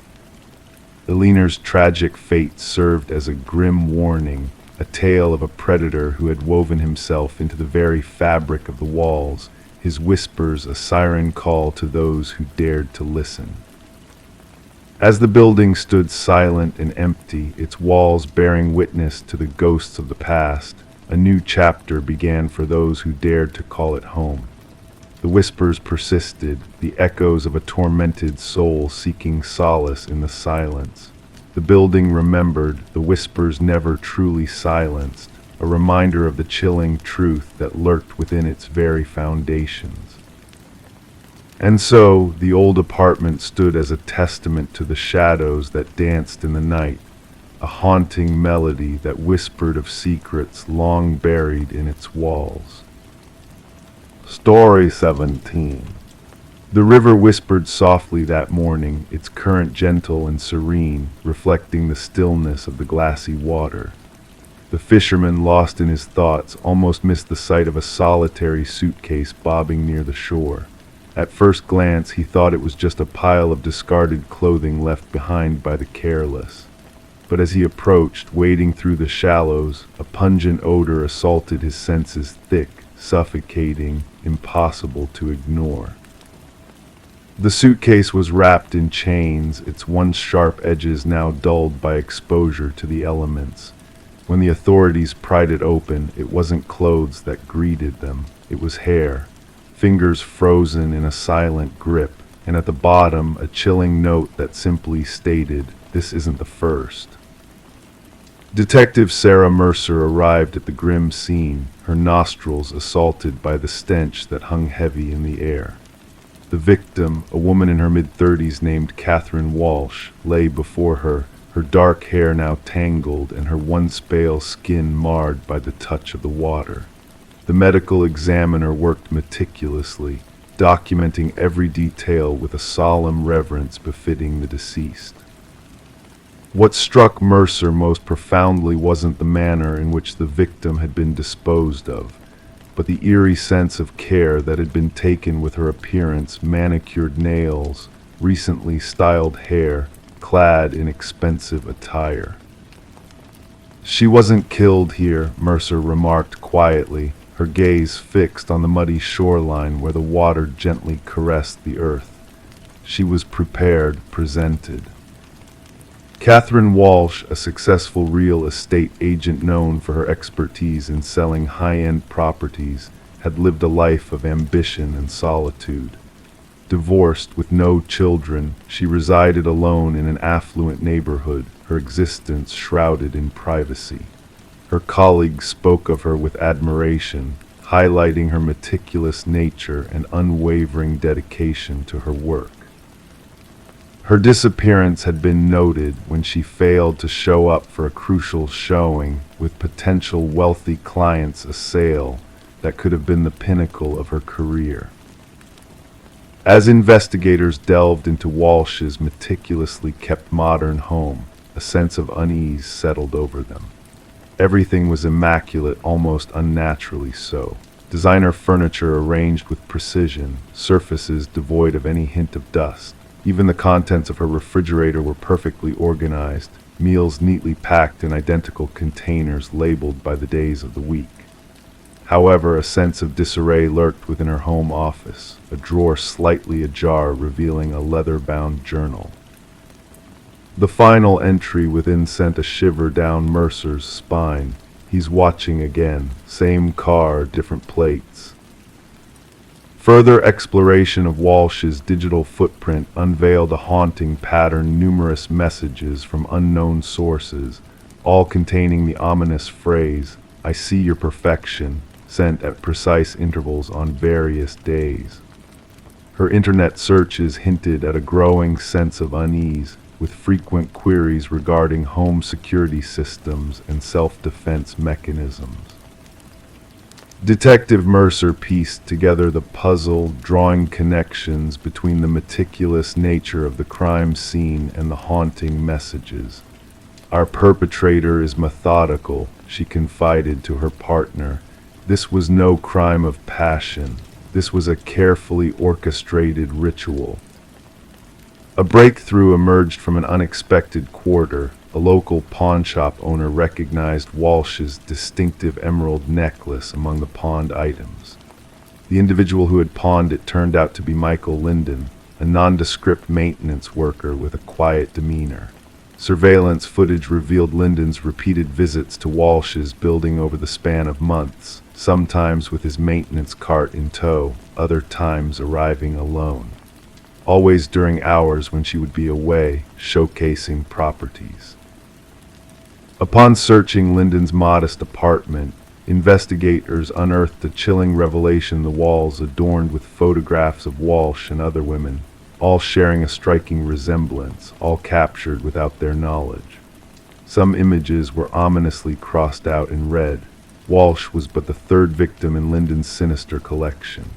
Concealed behind a false panel in his closet lay a shrine of sorts, each victim's belongings meticulously arranged: a lock of hair, a tissue stained with lipstick, receipts, keys, accompanied by a small notebook detailing their daily routines, preferences, and habits. The interrogation room fell silent as Linden was brought in for questioning. His demeanor remained eerily composed, his appearance unassuming. Yet when confronted with the damning evidence, he uttered chilling words with a flat tone. "They were flawed." He continued, "They projected perfection, but I saw through the facade." Catherine left her desk drawer in disarray. A blemish marred her lipstick application. Her perfection was a lie. The search for the unidentified victims referenced in his note led investigators to remote locations, where 2 more suitcases were recovered, each harboring a woman akin to Walsh, real estate agents who prided themselves on their meticulous attention to detail. During Lyndon's trial, a hush fell over the courtroom as the prosecution unraveled the depths of his depravity. He had shadowed each woman for months, delving into the intricacies of their lives, infiltrating their sanctuaries, and ultimately, in his twisted perception, correcting their imperfections by adorning them with care before extinguishing their lives. As the judge pronounced a sentence of life without the possibility of parole, the families of the victims bore witness in somber silence. For Detective Mercer, the case was closed officially, but a lingering question remained, shrouded in shadows. What had triggered Lyndon's fixation on these particular women? What flaw within himself had he sought to erase through his monstrous acts? The river meandered on, its waters eventually clearing of all traces of the tragedy that had unfolded within its embrace. Yet in the precinct upon Mercer's desk lay copies of those haunting notebooks, a stark reminder that beneath the veneer of normalcy, darkness could linger, concealed within the recesses of seemingly ordinary lives. And sometimes the most perilous predators were those who dwelled in plain sight, observing, awaiting the moment when a solitary flaw would betray their facade. Story 18. In the quiet solitude of her mother's attic, Sarah Winters uncovered a forgotten treasure, a dusty box labeled Memories. Within it lay a collection of faded Polaroid photos, capturing moments of joy and togetherness from her childhood. As she sifted through the snapshots, a sense of unease crept over her. Among the familiar faces and flickering candles, there was something unsettling, a figure lurking in the shadows, a man unknown to her family. With each passing photo, the mysterious man drew closer, his presence growing more ominous. Sarah's heart quickened as she noticed the subtle progression of his movement through the gatherings, always lingering just beyond the glow of the festivities. It was as if he existed in a realm apart from the joyous scenes, frozen in time. Disturbed by the images, Sarah reached out to her father, seeking answers to the enigma captured on film. But his response was tinged with disbelief, for he could not recall any stranger among their loved ones. Perplexed and apprehensive, Sarah turned to Detective Marcus Reed, hoping to unravel the mystery that haunted her family's past. In the dimly lit precinct, rain whispered against the windows as Sarah laid out the incriminating photos before the seasoned detective. His keen eyes traced the progression of the shadowy figure, his expression unreadable. As they delved deeper into the investigation, a chilling realization began to take shape. The man in the photos had a sinister connection to long-buried secrets. Through painstaking analysis and technological enhancements, the figure's identity slowly emerged: a man named Robert Keller, a maintenance worker with a dark history of disappearances and unsolved abductions. His presence in the photos linked a web of tragedies spanning decades, each gathering a prelude to heartbreak and loss. As the truth unfurled, Sarah's world turned upside down, confronting the grim reality that her cherished memories were intertwined with a malevolent presence. The revelations led to a grim discovery: the remains of a missing child unearthed near a vacation property linked to Keller, bringing closure to a decades-old case. Alone in her apartment, Sarah reflected on the profound impact of the hidden figure in the photos, a specter of darkness lurking within the folds of her family's history. The box of memories now held a weighty significance, a testament to the unseen threats that lurked behind the facade of happiness. In the silence of the night, as she carefully returned the photos to their resting place, Sarah couldn't shake the feeling of being watched, of unseen eyes following her every move. the shadows of the past intertwined with the present, reminding her that some secrets are etched in the very fabric of time, waiting to be unveiled in the unlikeliest of places. And as she drifted into a troubled sleep, the memory of the hidden figure lingered on, a ghostly presence in the recesses of her dreams. Story 19. In the stillness of the night, a wooden plank creaked beneath her weight, betraying its secret beneath the surface. The subtle shift caught her attention, beckoning her to explore further.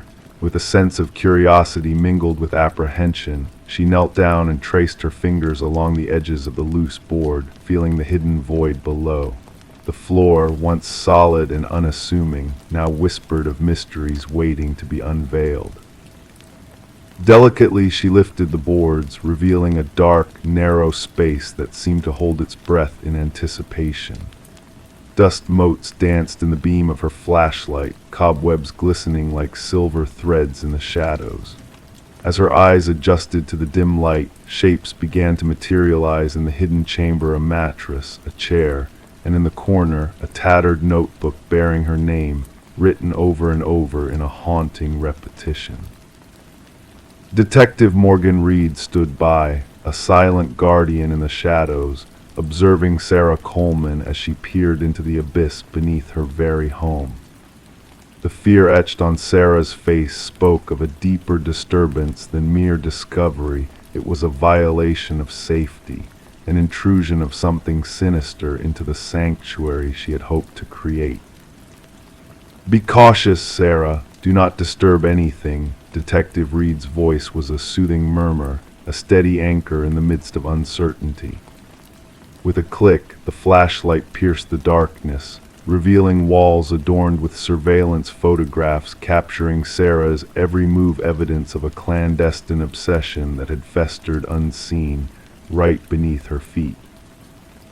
Sarah had acquired the quaint cottage from the estate of Walter Green, an enigmatic recluse who had left behind a legacy of shadows and secrets. The property, once described as charming and in need of minor renovations, now held a darkness that defied renovation, a darkness woven into the very fabric of its foundation. "I never knew him, the previous owner." Sarah's words were a whisper, a fragile thread in the tapestry of the unknown. "The basement was supposed to be sealed off. That's what they told me." The arrival of crime scene investigators heralded a new chapter in the unfolding mystery. Their meticulous work unearthed a trail of fingerprints, all belonging to the enigmatic Walter Green.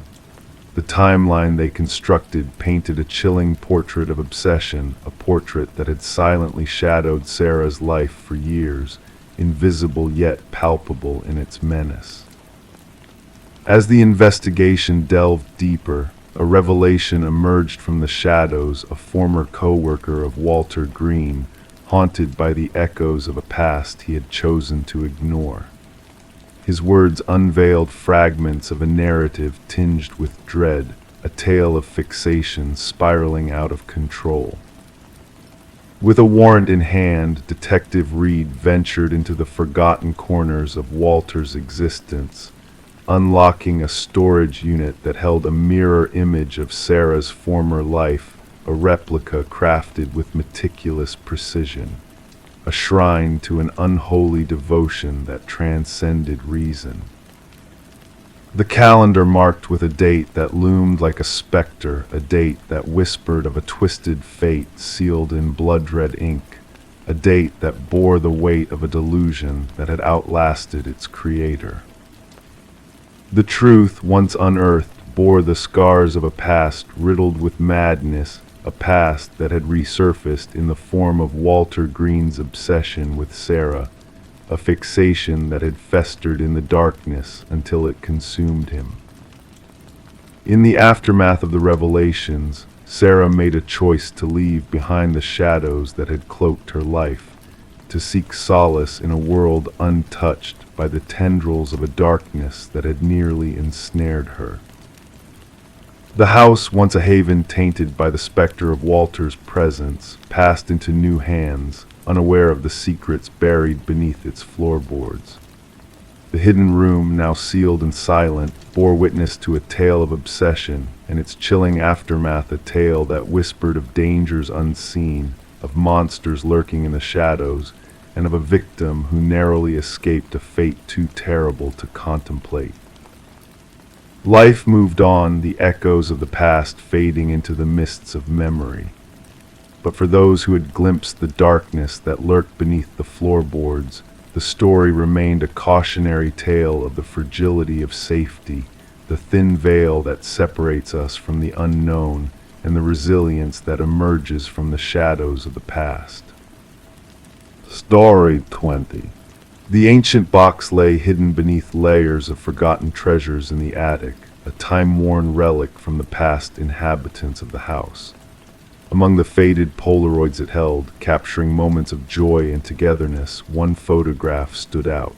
In this particular image, taken in her very own living room, a family sat on the familiar couch, framed by the same curtains she had always known, but these were not her kin. And lurking in the shadows behind them, barely discernible in the dimness, a figure stood watching. Rebecca's spine tingled with an eerie sensation as she gazed at the photo, her fingers quivering slightly, causing the edges of the Polaroid to tremble. The family in the picture, a woman with golden locks, a bespectacled man, and two children, smiled innocently at the camera, unaware of the looming presence just a few feet away. Their joyful expressions frozen in time, contrasting sharply with the potential danger that lurked nearby. Descending the creaking wooden steps with the photo in hand, Rebecca felt the oppressive weight of the house that had felt too vast, too hollow since she had taken up residence 4 months prior. Placing the photograph on her kitchen counter, she scrutinized it under the harsh glare of the fluorescent light. The uncanny resemblance between her home and these unfamiliar faces was undeniable. The archway leading to the hallway, the unique crown molding, the bay window basking in the morning light. This was her abode, but these people were strangers from a bygone era. When Detective Morgan arrived, clad in a weathered leather jacket hinting at his seasoned experience, his sharp eyes missed no detail as he examined the enigmatic photograph.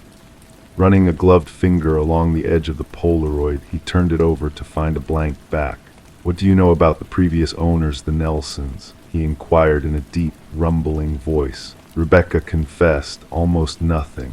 They had already moved out of state when I bought the house through a realtor."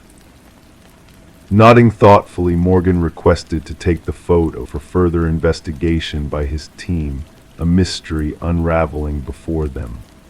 Delving into the past, they discovered a pattern of families who had resided in the house before suddenly vanishing without a trace.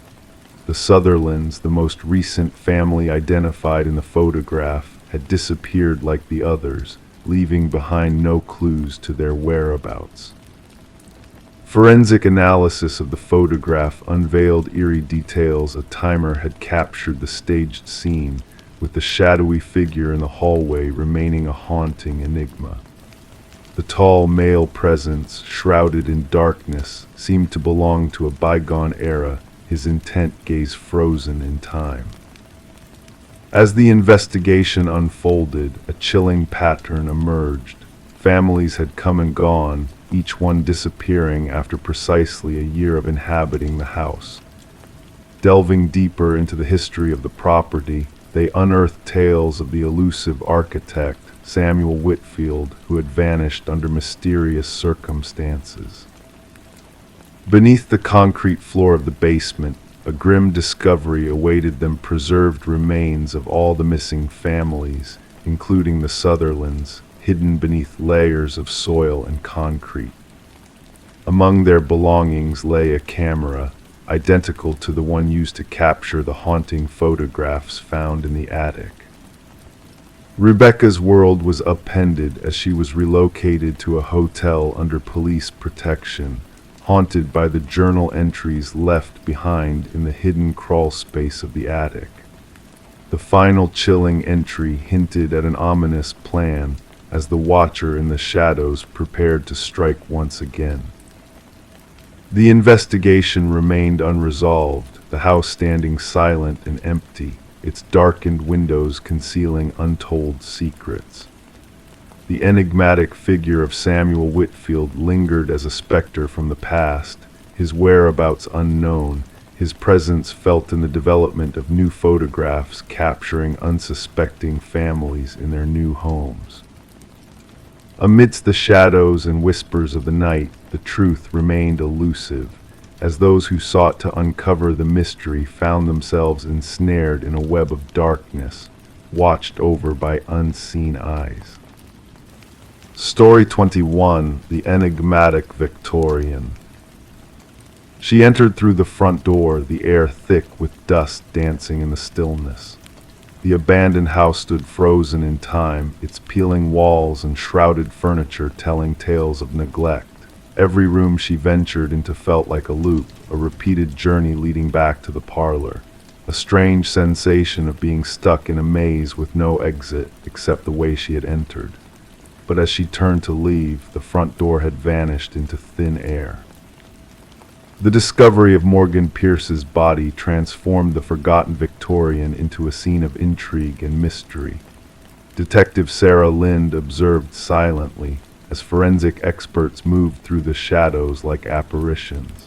The house had gained a reputation among locals for its unsettling aura, a place where compasses spun aimlessly and whispers of unseen eyes watching filled the air. Now it held secrets far darker than mere superstitions. The initial examination suggests she passed away around 3 days ago, the medical examiner murmured. The cause appears to be asphyxiation. Morgan had been found seated in an old chair in the parlor, her posture serene as if awaiting a visitor. No signs of struggle, no marks of violence. The tranquility of the scene sent shivers down the spines of seasoned investigators. "Who discovered the body?" Lind inquired, scanning her notes. "A real estate agent showing the property," her partner replied. "They stumbled upon her, mistaking her for a trespasser until they drew near." The house had remained empty since the death of its previous owner, Eleanor Blackwood, years ago, entangled in legal disputes and forgotten by most, except for curious intruders. Morgan Pierce, a young researcher of architectural anomalies, had been drawn to the enigmatic Victorian for her studies. Known for her meticulous nature and thirst for unraveling mysteries, she had ventured into the house repeatedly in the weeks leading to her demise. Her journal entries spoke of strange echoes, chilling spots, and doors that defied logic by leading to different places each time they were opened. In her final notes, she mentioned bringing specialized tools to capture what she termed spatial anomalies, tools that were nowhere to be found. The autopsy uncovered a peculiar detailed traces of a rare plant-derived alkaloid in Morgan's system, a substance linked to shamanic rituals known for inducing disorientation and vivid visions, though not in lethal doses. She wasn't one to indulge in recreational substances, her boyfriend attested during questioning. Morgan was dedicated to her work, meticulous in her approach. Deliberately altering her senses would have been out of character. Deleted messages retrieved from Morgan's phone hinted at conversations with a like-minded individual fascinated by the house's secrets. The exchanges grew increasingly intimate and cryptic, suggesting a shared understanding of the mysteries within the walls. "The house holds memories," one message revealed. "It yearns to be understood." The investigation led Lynn to Adam Reeves, an expert in architectural history with whom Morgan had corresponded. Reeves, devastated by her untimely death, revealed insights into the house's design, crafted to disorient and confuse.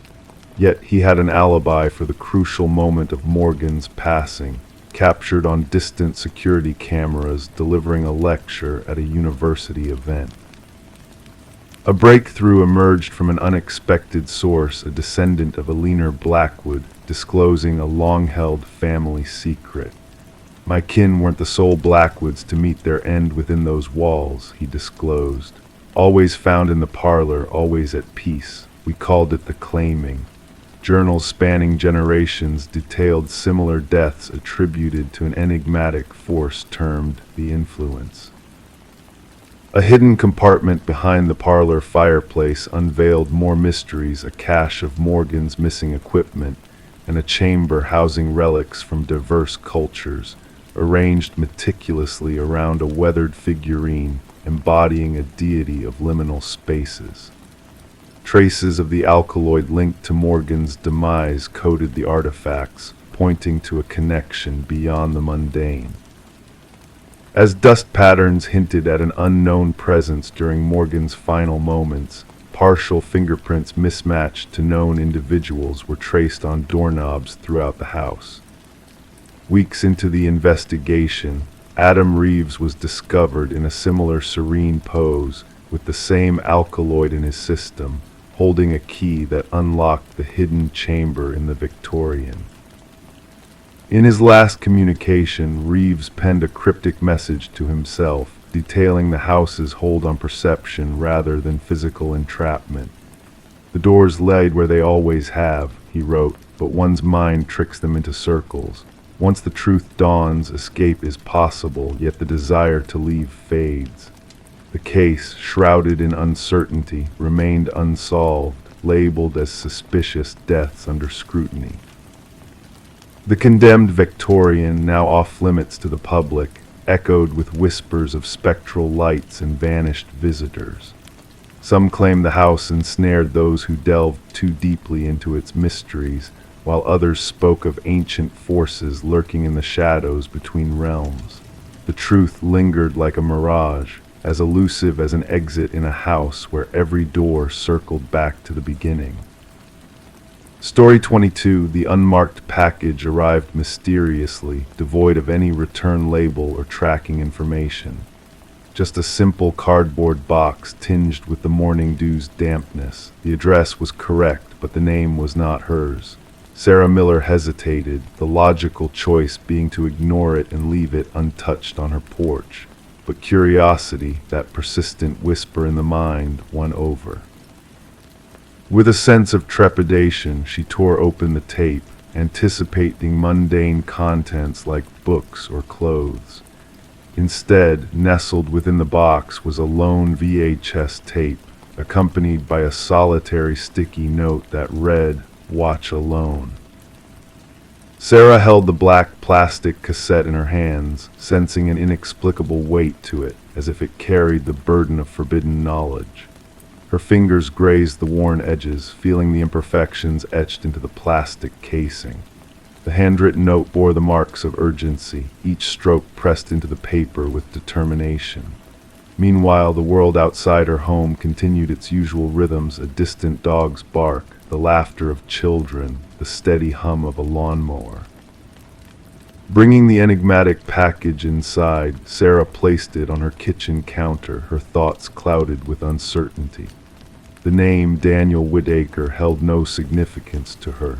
In the 4 years she had lived in that house, such a name had never crossed her path. The former occupants, the Johnsons, had long since departed to be closer to family. Curiosity clashed with unease as she eyed her old VCR, a relic of nostalgia. There was something about the tape that beckoned to her, a mystery shrouded in the worn veneer of black plastic. Against her better judgment, Sarah slid the tape into the machine. Static danced on the screen initially, gradually sharpening into focus. A dimly lit room materialized, bathed in the glow of a single lamp. The camera angle was askew, suggesting haste in its placement. A man sat in a wooden chair, his features initially obscured by shadow. "My name is Daniel Whitaker," the man's voice emerged, quiet yet resolute. "If you're watching this, someone has found you, which means they will find me as well." Leaning forward, he revealed a countenance marked by exhaustion and vigilance, deep-set eyes, scruffy stubble, disheveled hair. I am innocent. I need you to believe that. They have framed me with planted evidence, my fingerprints, my DNA, all without my ever laying a hand on her. As Daniel adjusted the camera, the room's starkness unfolded: bare walls, minimal furniture, the temporary abode of a man ready to flee at a moment's notice. They have orchestrated everything. The official narrative will paint me as her acquaintance, our relationship fraught with conflict, witnesses attesting to our arguments. None of it is true. I only knew of Catherine Walsh when her face appeared on the news. His voice wavered. Dead, murdered in her own home. And yet my DNA was inexplicably present at the crime scene. Detective Eliza Ramirez scrutinized the identical VHS tape on her desk, the fifth in a series of mysterious deliveries. Each tape, each recipient, all linked by the desperate plea of Daniel Whitaker, the prime suspect in Catherine Walsh's murder, a man who had vanished into thin air upon her discovery. Initially, the Walsh case seemed straightforward. A young professional woman strangled in her bedroom, no signs of forced entry, incriminating DNA pointing to Whitaker. However, the arrival of these tapes added layers of complexity to the investigation. The tapes obscure the truth, Detective Ramirez intoned into her recorder, updating the case notes. Whitaker is either enacting an elaborate ruse or unveiling a far more sinister reality. She surveyed the evidence board, smiling photos of Catherine Walsh, chilling crime scene images, maps charting the tape delivery's paths, and at the center, Daniel Whitaker's haunted gaze in his driver's license photo. A breakthrough emerged when Ramirez unearthed Catherine Walsh's involvement in a whistleblower case against PharmaCorp, a pharmaceutical giant with government ties.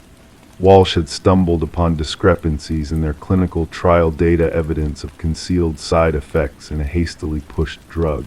She was set to testify, a former colleague confided to Ramirez, casting wary glances around. Catherine possessed incriminating documents, proof that company executives were complicit in the cover-up. The trial loomed.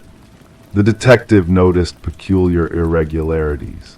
The DNA evidence seemed too perfectly placed, the witness statements unnaturally rehearsed, and security footage conveniently corrupted during the crucial time frame surrounding the murder. Sarah Miller received a second package, bearing a trove of incriminating evidence against PharmaCorp clinical reports, internal communications, email trails, all signed by Catherine Walsh. The focus of the investigation shifted. Collaborating with other tape recipients, Detective Ramirez unraveled Whitaker's breadcrumb trail. He had been an IT security contractor for a PharmaCorp service provider, never crossing paths with Catherine but stumbling upon her name flagged in a restricted security protocol. They were surveilling her, Whitaker revealed in a subsequent tape. I witnessed the orders in the system. They knew she was amassing evidence, and then I found myself locked out of the network. The next day she was dead, and I was inexplicably framed as her killer. The case cracked open when Sarah Miller discerned a crucial detail in her tape copy a reflection in a window behind Whitaker, revealing a lineup of storage units. With Ramirez's guidance, they located the unit 217.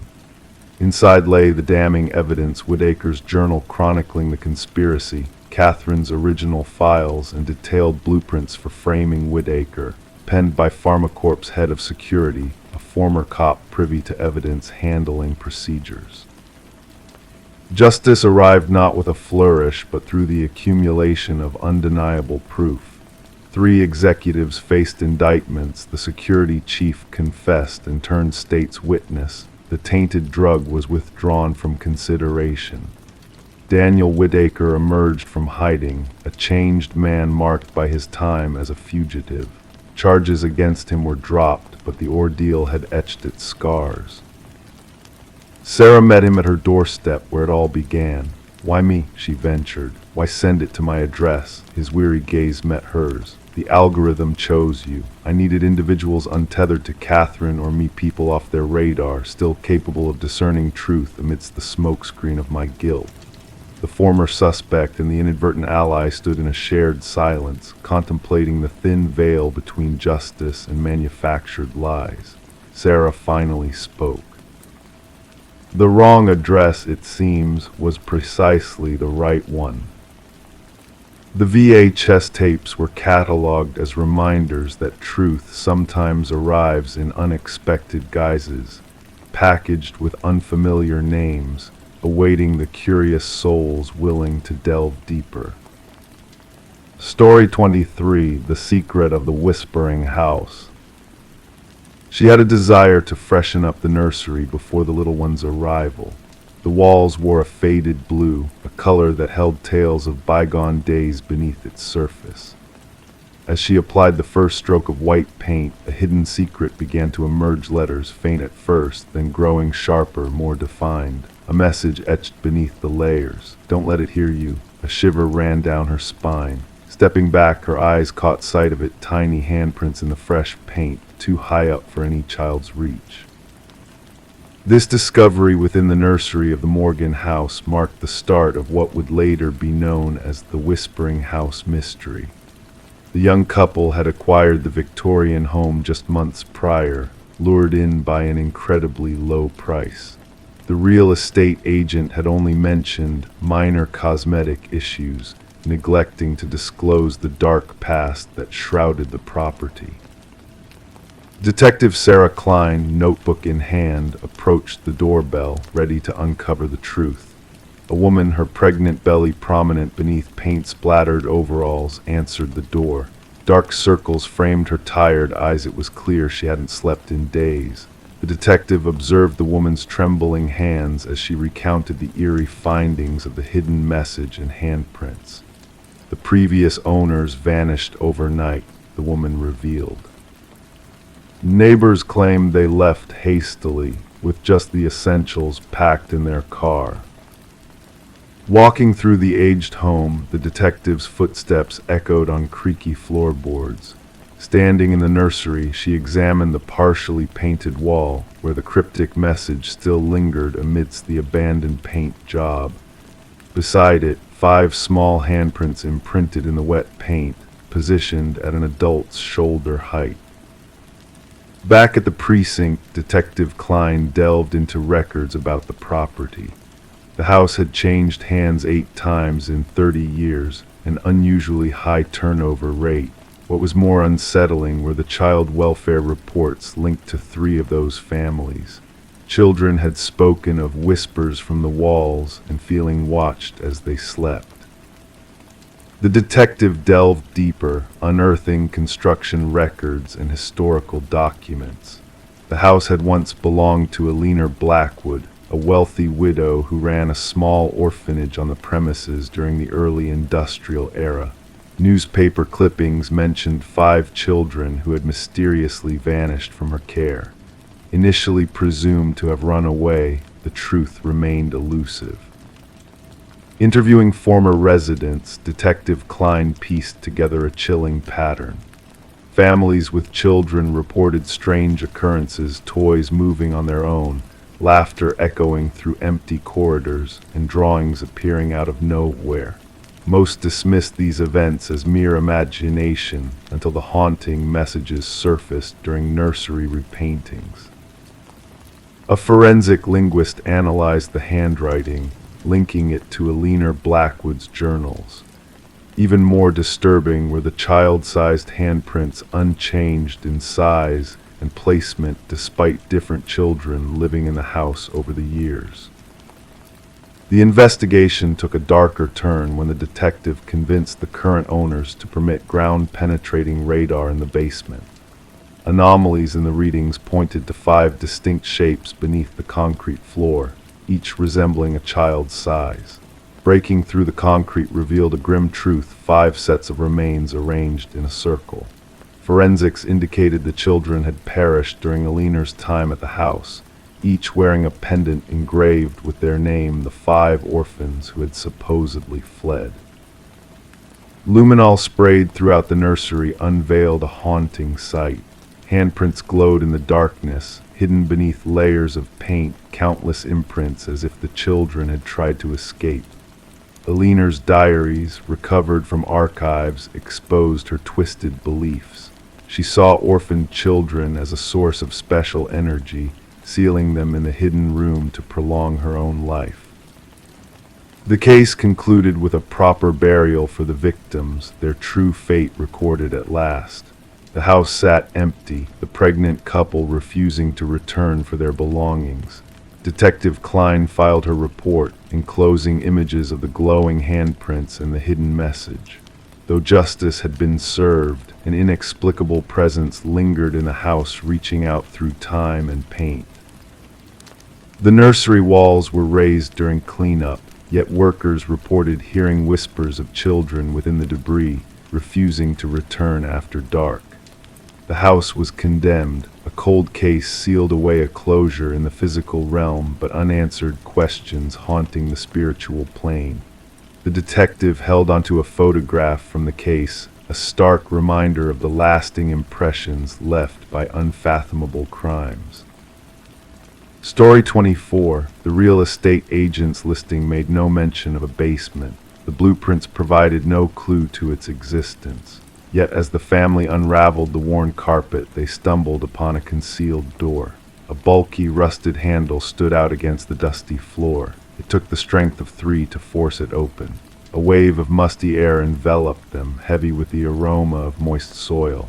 Stairs descended into the darkness, inviting curiosity. Expecting a storage space, they were met with a singular chair beneath a flickering light bulb, and on the wall behind it, a series of photographs depicting them. The Mercer family had settled into the suburban abode amid the winter's early dusk, the bare trees of the neighborhood standing stark against the cold firmament. The aged 2-story house, with its weathered exterior and groaning boards, had appealed to them for its character and history. Little did they foresee the deep-seated history within its walls and the jarring collision it would have with their present. Detective Sarah Connors approached the property alongside her partner, the crime scene unit already establishing boundaries with fluttering yellow tape. Mrs. Mercer's quivering voice had relayed the startling discovery beneath their living room floor. "We must document everything before anyone else descends," Connors directed, gloving her hands with precision. Camera flashes punctuated the dim stairwell as the forensics team captured the eerie scene.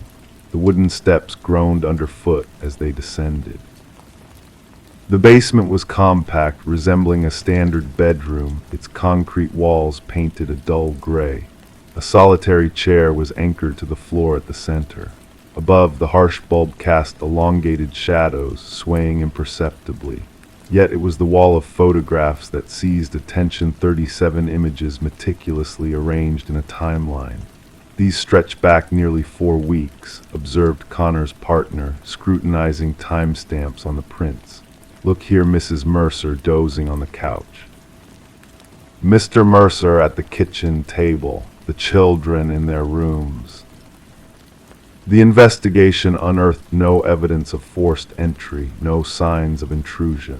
The security system had remained dormant. Nothing tangible was pilfered, only their privacy and sense of security.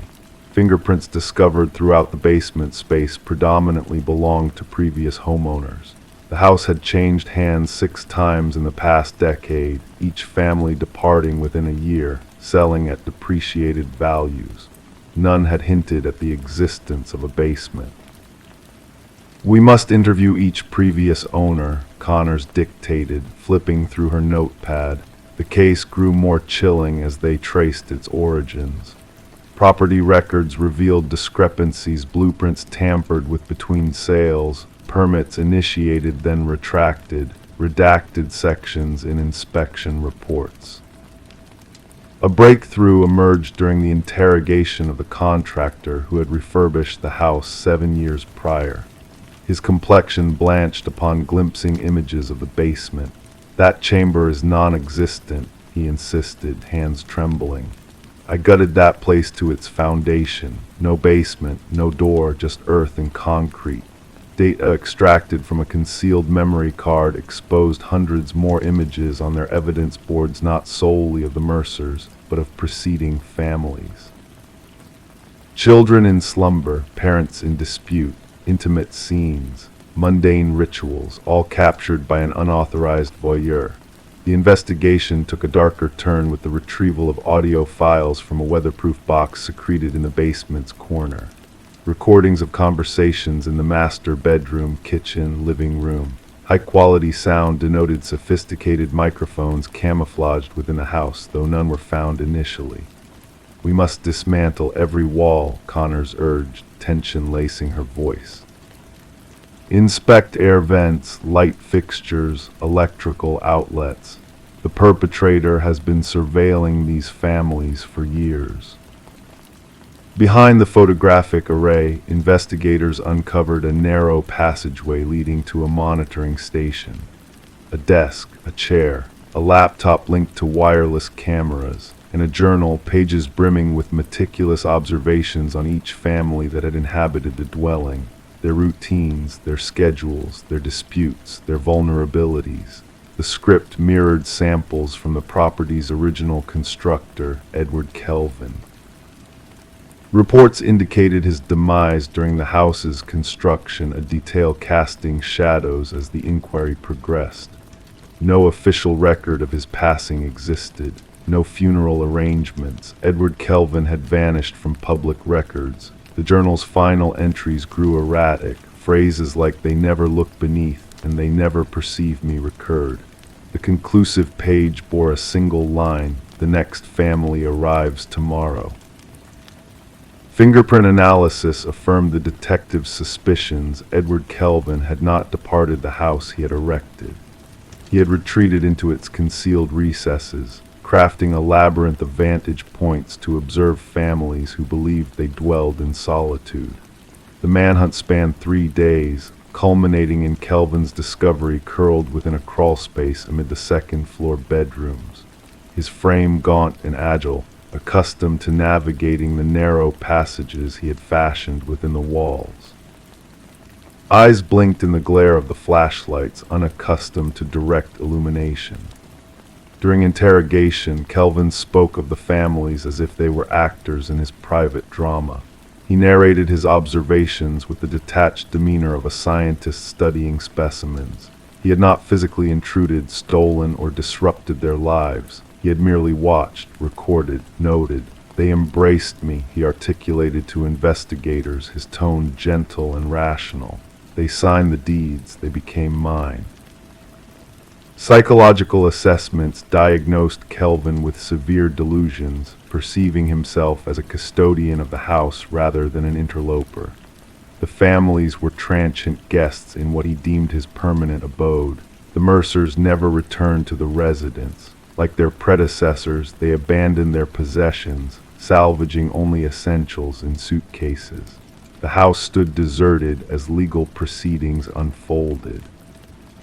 The trial unveiled the intricate extent of Kelvin's surveillance network, hidden chambers accessible solely via crawlspaces, observation posts integrated into the edifice itself, meticulously planned before the first brick was laid. The house was fashioned as an observatory from its inception, its inhabitants unwitting participants in Kelvin's obsessive documentation. Kelvin remained impassive upon the jury's pronouncement. He had already withdrawn into the intricate maze of his mind, where he could navigate unseen through the corridors of the now vanished house. The site was eventually razed, its earth excavated and replaced. Yet for the families who had dwelt there, the violation lingered. They were haunted not by what was taken from them, but by what lurked unbeknownst, observing, eavesdropping, recording their intimate moments from within the walls they had trusted for safety. In moments of tranquility, they found themselves glancing at air vents, light fixtures, the junctures of walls and ceilings, pondering if they were indeed solitary now. Pondering if they ever truly were. Story 25. The aged apartment had its idiosyncrasies, pipes that moaned, floorboards that groaned, yet the new tenant sensed a difference in the sounds she heard. The footsteps were too deliberate, too rhythmic. They echoed from above, slow and steady, but she resided on the highest floor. One evening she gathered her courage and tapped the ceiling with a broomstick. The noise ceased. A heavy silence settled in. Then a single tap echoed back from within the ceiling itself. Sarah Coleman chose to keep the knocking incident to herself. She convinced her mind that it was merely the building settling, or perhaps a small creature finding refuge in the attic space. Despite the nightly continuation of the footsteps, she adjusted, raising the volume of her television, donning headphones to bed anything to drown out the methodical footfalls that traversed her ceiling in the darkness. Detective Morris caught wind of the apartment when a maintenance worker stumbled upon a secret crawlspace during routine repairs. The worker had removed a portion of drywall in the hallway outside Sarah's unit to mend a leak. Behind it, he uncovered a narrow passage that defied the building's original plans. His flashlight revealed a makeshift living area, discarded food wrappers, water bottles, a soiled blanket, and a small journal. The building superintendent promptly contacted the police. Detective Morris, accompanied by his partner Detective Rivera, arrived to find the maintenance worker pale and trembling. "Someone's been dwelling in the walls," he kept repeating. "Someone's been watching." The journal contained meticulous observations of Sarah Coleman, her daily routine, her visitors, her meals, her entertainment choices, her bathing times, her sleeping patterns. The handwriting started orderly but devolved into chaos toward the end, with strange symbols adorning the margins. "The subject no longer responds to my signals," read the final entry. "She has chosen to ignore me. No one ignores me." Forensics teams scoured the crawl space, discovering fingerprints unmatched in any database. They uncovered a labyrinth of passages woven into the building's walls and ceilings, some dating back decades. The passages linked to 5 different apartments, but concluded in observation points tiny apertures disguised as fixtures or minor damages only within Sarah Coleman's residence. The investigative team interviewed current occupants who reported nothing out of the ordinary besides typical apartment noises. Former tenants, however, shared a different tale. 3 past inhabitants of Sarah's apartment mentioned feeling watched or hearing inexplicable movements. One had vacated after a mere 2 weeks. None had voiced their experiences, fearing ridicule. The breakthrough emerged when forensics detected microscopic blood spatter in one of the crawl spaces. DNA testing traced it to Martin Weaver, a former resident who had vanished without a trace 4 years earlier. His family had reported him missing, but the case remained unsolved. Martin had resided directly beneath Sarah's apartment. Detective Morris revisited Martin's disappearance. Neighbors recalled Martin's complaints about noises from the unit above occupied by a reserved man named Edward. Shortly after confronting Edward, Martin disappeared. Edward departed the following month, leaving no forwarding details. Investigators unraveled Edward's history and uncovered a pattern. He had resided in 6 different apartment buildings over 2 decades, always on the top floor, forming minimal social connections before vanishing without a trace. A neighbor from Edward's 3rd residence remembered him as intense, with frequent grievances about needing silence. Property records disclosed Edward's purchase of secluded rural land. Upon investigation, a cabin emerged, adorned with photos and notes, images of residents from various apartments, including Sarah Coleman and Martin Weaver, maps of ventilation systems, detailed journals detailing observations of the specimens, and maintaining the habitat. A corkboard in the cabin displayed newspaper clippings, missing persons reports of 6 individuals, all former residents from buildings where Edward had resided. The floor bore deep scratches, as if something heavy had been dragged repeatedly. Behind the cabin, cadaver dogs led investigators to freshly disturbed soil. Excavation unveiled human remains one after another. Forensic anthropologists embarked on the somber task of identifying the victims. Meanwhile, Detective Morris returned to Sarah's building. Though the crawl spaces had been sealed, residents occasionally reported peculiar noises. During the installation of new security systems, maintenance workers discovered a notebook tucked into a corner where the ceiling met the wall, a notebook fresher than the first one discovered. The initial page bore a single line: "They found my old nest, but not my new one." The writing mirrored the previous journal. The final page featured a crude sketch of Sarah's apartment layout, with a new passage marked in red and a date for that very night. Officers hastened to evacuate Sarah, only to find her apartment deserted. Her phone rested on the kitchen counter, her television still playing and her shower running. In the bathroom, a message etched in the steam on the mirror read, "Look up." The ceiling panel above the shower had been removed.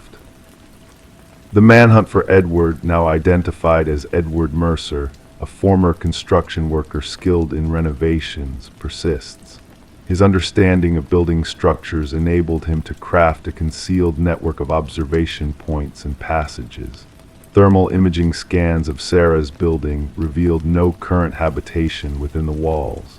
Sarah Coleman remains missing, her case linked to vanishings in multiple states. Authorities caution apartment managers about unauthorized modifications and hidden spaces. What haunts Detective Morris most isn't the graves, the journals, or the photographs of unsuspecting residents. It's the image of Sarah, night after night, hearing the footsteps above her in an apartment without an upstairs neighbor, the footsteps that ceased when she knocked, only to knock back. Occasionally, in the solitude of his home at night, Detective Morris gazes up at his ceiling, listening, waiting, pondering who else might be listening too. Story 26. In the stillness of the night, a faint flicker caught the mother's eye on the baby monitor screen. At first, she brushed it off as mere interference, a glitch in the system. But then the crackle of static filled the room and a soft voice, barely audible, whispered, "SHHH, go back to sleep." A shiver ran down her spine, her heart quickening with unease. Hastily, she hurried to her son's room, dread tightening its grip on her chest. Yet when she reached the nursery, a chilling realization dawned upon her. The crib stood empty, the window shut tight, the door securely locked. The only anomaly was the plush rabbit lying abandoned on the floor, its unblinking black eyes fixed on her with an eerie gaze. In the aftermath of that harrowing moment, Rebecca's screams pierced the night, echoing through the walls until her voice grew hoarse. The neighbors, startled by her distress, summoned help, and soon the authorities descended upon the scene. They found her cradling the stuffed rabbit, lost in a world of anguish and disbelief. Her infant son, Samuel, had vanished without a trace, leaving behind a void that swallowed her whole. As the investigation unfolded, a perplexing mystery veiled the disappearance of young Samuel. No clues of forced entry marred the pristine home, the security system standing sentinel throughout the night. The baby monitor footage, tainted by that haunting voice, offered more questions than answers, leaving investigators perplexed by the enigma that had unfolded in the dead of night. Suspicions turned toward Rebecca, the mother whose grief seemed incongruent with her outward composure. Her husband, Daniel, absent during the tragedy, returned to a storm of accusations and doubts. Their fractured marriage, strained by the weight of parenthood, cast a shadow of suspicion upon them both. Medical records whispered of Rebecca's battles with postpartum depression, painting a portrait of a mother struggling beneath the surface. Yet a glimmer of hope emerged amidst the darkness. Forensic analysis unearthed tiny fibers on the nursery windowsill, foreign to the household, a clue that hinted at an intruder's clandestine entry. The focus shifted, unveiling a shadowy figure captured by neighboring security cameras, a phantom in the night with a trace of elusive footprints in the garden soil. Daniel, returning to a house haunted by loss, bore the weight of scrutiny as investigators delved into his past. Unusual calluses on his hands, a newfound passion for rock climbing, and clandestine phone calls raised suspicions that cast a shadow over his grieving facade. The discovery of a second family, concealed from Rebecca's knowledge, unraveled a web of deceit that threatened to engulf them all. In the heart of the investigation, the baby monitor emerged as a beacon of truth amid the chaos. Digital forensics unveiled a sinister plot, a hack that had infiltrated the sanctity of their home, manipulating reality with a whispered command to slumber. The trail led to a hidden basement where Samuel was found, tended to by a woman named Elaine, a specter from Daniel's past seeking solace in stolen moments. Elaine's vacant eyes spoke of a sorrow long buried, her actions driven by a grief that knew no bounds. Bound by a shared history with Daniel, she had orchestrated the abduction to reclaim what she had lost, a child who existed only in her shattered dreams. Daniel's denial crumbled beneath the weight of incriminating evidence, his betrayal laid bare for all to see. As the trial unfolded, the courtroom hushed in anticipation, the truth unraveling in a symphony of revelations. The enhanced audio from the baby monitor echoed through the chambers, revealing not only the chilling whisper but a familiar cough that sealed Daniel's fate. Justice, swift and resolute, condemned him and Elaine to the consequences of their heinous actions. Rebecca and Samuel, scarred by the ordeal, sought solace in a new beginning, far from the shadows of the past. The baby monitor, a silent witness to their trauma, remained a testament to the darkness that had once enveloped their lives. As they forged ahead, a beacon of hope flickered in the distance, a promise of a future untainted by the ghosts of the past. Story 27. The apartment had sat untouched for months, a silent witness to the passage of time. When the new tenants crossed the threshold, their expectations were muted, perhaps a layer of dust, a few pieces of forgotten furniture. However, there was one door that stubbornly refused to yield to their curiosity. A closet, locked from within, held secrets that begged to be uncovered. With a collective effort, the landlord and the tenants forced the obstinate door ajar, anticipating mundane discoveries. But what greeted them was far from ordinary. The walls bore witness to a silent struggle, etched with deep, desperate scratches that spoke of confinement and fear. Nestled in the corner, an ancient flip phone lay dormant, its screen illuminated by a single unread message. Detective Morgan Shaw, a seasoned investigator hardened by the shadows of countless crime scenes, felt a shiver run down her spine as she surveyed the haunting tableau before her. It wasn't the absence of blood or overt violence that unsettled her, but the silent plea for help etched into the very fiber of the wood. "We need forensics here immediately," she instructed her partner, Officer Reed, who diligently captured the chilling evidence with his camera and retrieved the records of the previous tenant. The message on the phone, stark in its simplicity, whispered a chilling accusation. "I know what you did."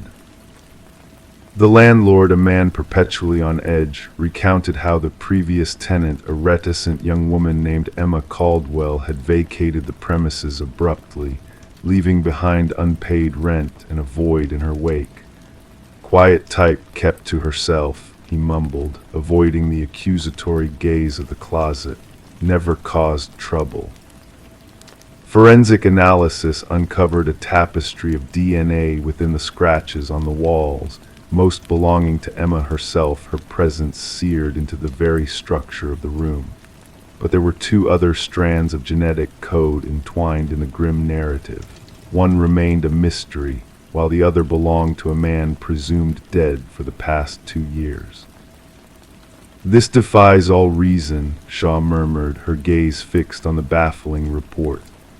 Derek Mercer, a convicted criminal who had supposedly perished in a tragic accident, now left his spectral mark on the closet walls, a spectral echo of a past long buried. Emma's apartment, frozen in time, painted a poignant portrait of a life interrupted. Unopened mail, a lonely coffee mug in the sink, a bed meticulously made every detail whispered of a sudden departure. Phone records revealed a sudden cessation of communication with her sister, punctuated by a flurry of calls from an unknown number leading up to her disappearance. The sister mentioned a mysterious boyfriend, Officer Reed relayed. No name, just cryptic descriptions of intensity and privacy. Surveillance footage captured a cryptic figure, an enigmatic man in a baseball cap, entering the building shortly after Emma on the night of her vanishing. The pieces began to coalesce when partial fingerprints belonging to Derek Mercer were discovered on the interior doorknob of the closet. He staged his death, Shaw concluded with a grim certainty. The question remains, what ties him to Emma and what dark tapestry connects their fates? The enigmatic DNA sample led them down a rabbit hole of unsolved disappearances, culminating in the case of Lynette Porter, a woman who had vanished without a trace 3 years prior.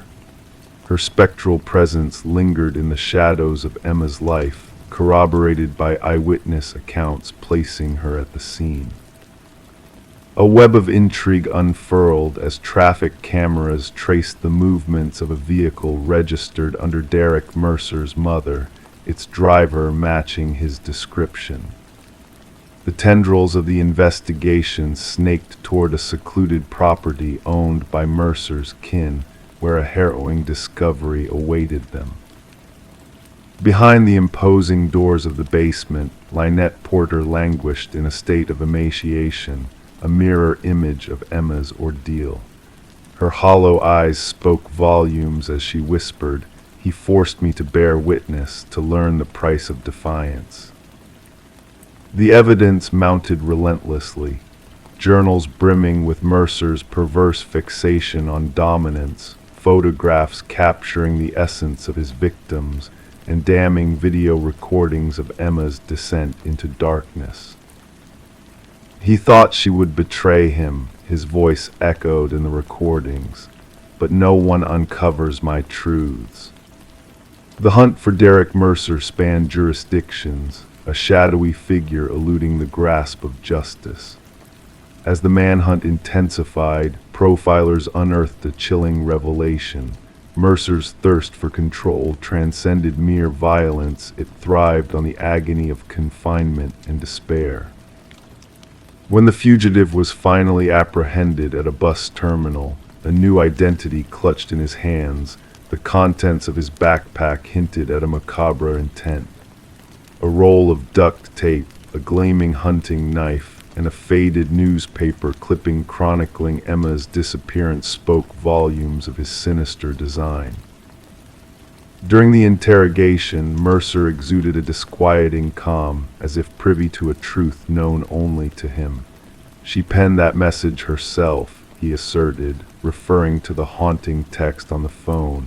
"She sought salvation, but found only oblivion." The trial laid bare the intricate tapestry of deception woven by Mercer, his elaborate ruse of death and rebirth a testament to his twisted machinations. For years, he had prowled in the shadows, preying on unsuspecting souls who mirrored his first victim. Emma's fate remained a mystery, her body lost to the inscrutable depths of the closet where she had met her end, clawing at walls that offered no reprieve. Her final act of defiance, the haunting message preserved on the phone, stood as a silent testament to her unyielding will. The jury's verdict reverberated through the courtroom, a unanimous declaration of guilt that sealed Mercer's fate. As the judge pronounced a sentence of life imprisonment without parole, a cryptic smile ghosted across Mercer's lips, a silent acknowledgement of a twisted justice only he comprehended. In a moment of clarity, Lynette Porter addressed the court with steely resolve. He sought to imprison us in darkness, but as he withers in his cell, I shall bask in the light. The case reshaped the landscape of missing persons investigations, emphasizing the importance of tracing relational threads and scrutinizing the shadows of rental properties. Detective Shaw preserved the door from Emma's apartment as a grim reminder, a symbol of resilience in the face of unspeakable horrors, a testament to the enduring spirit that fights to survive even in the darkest of confines.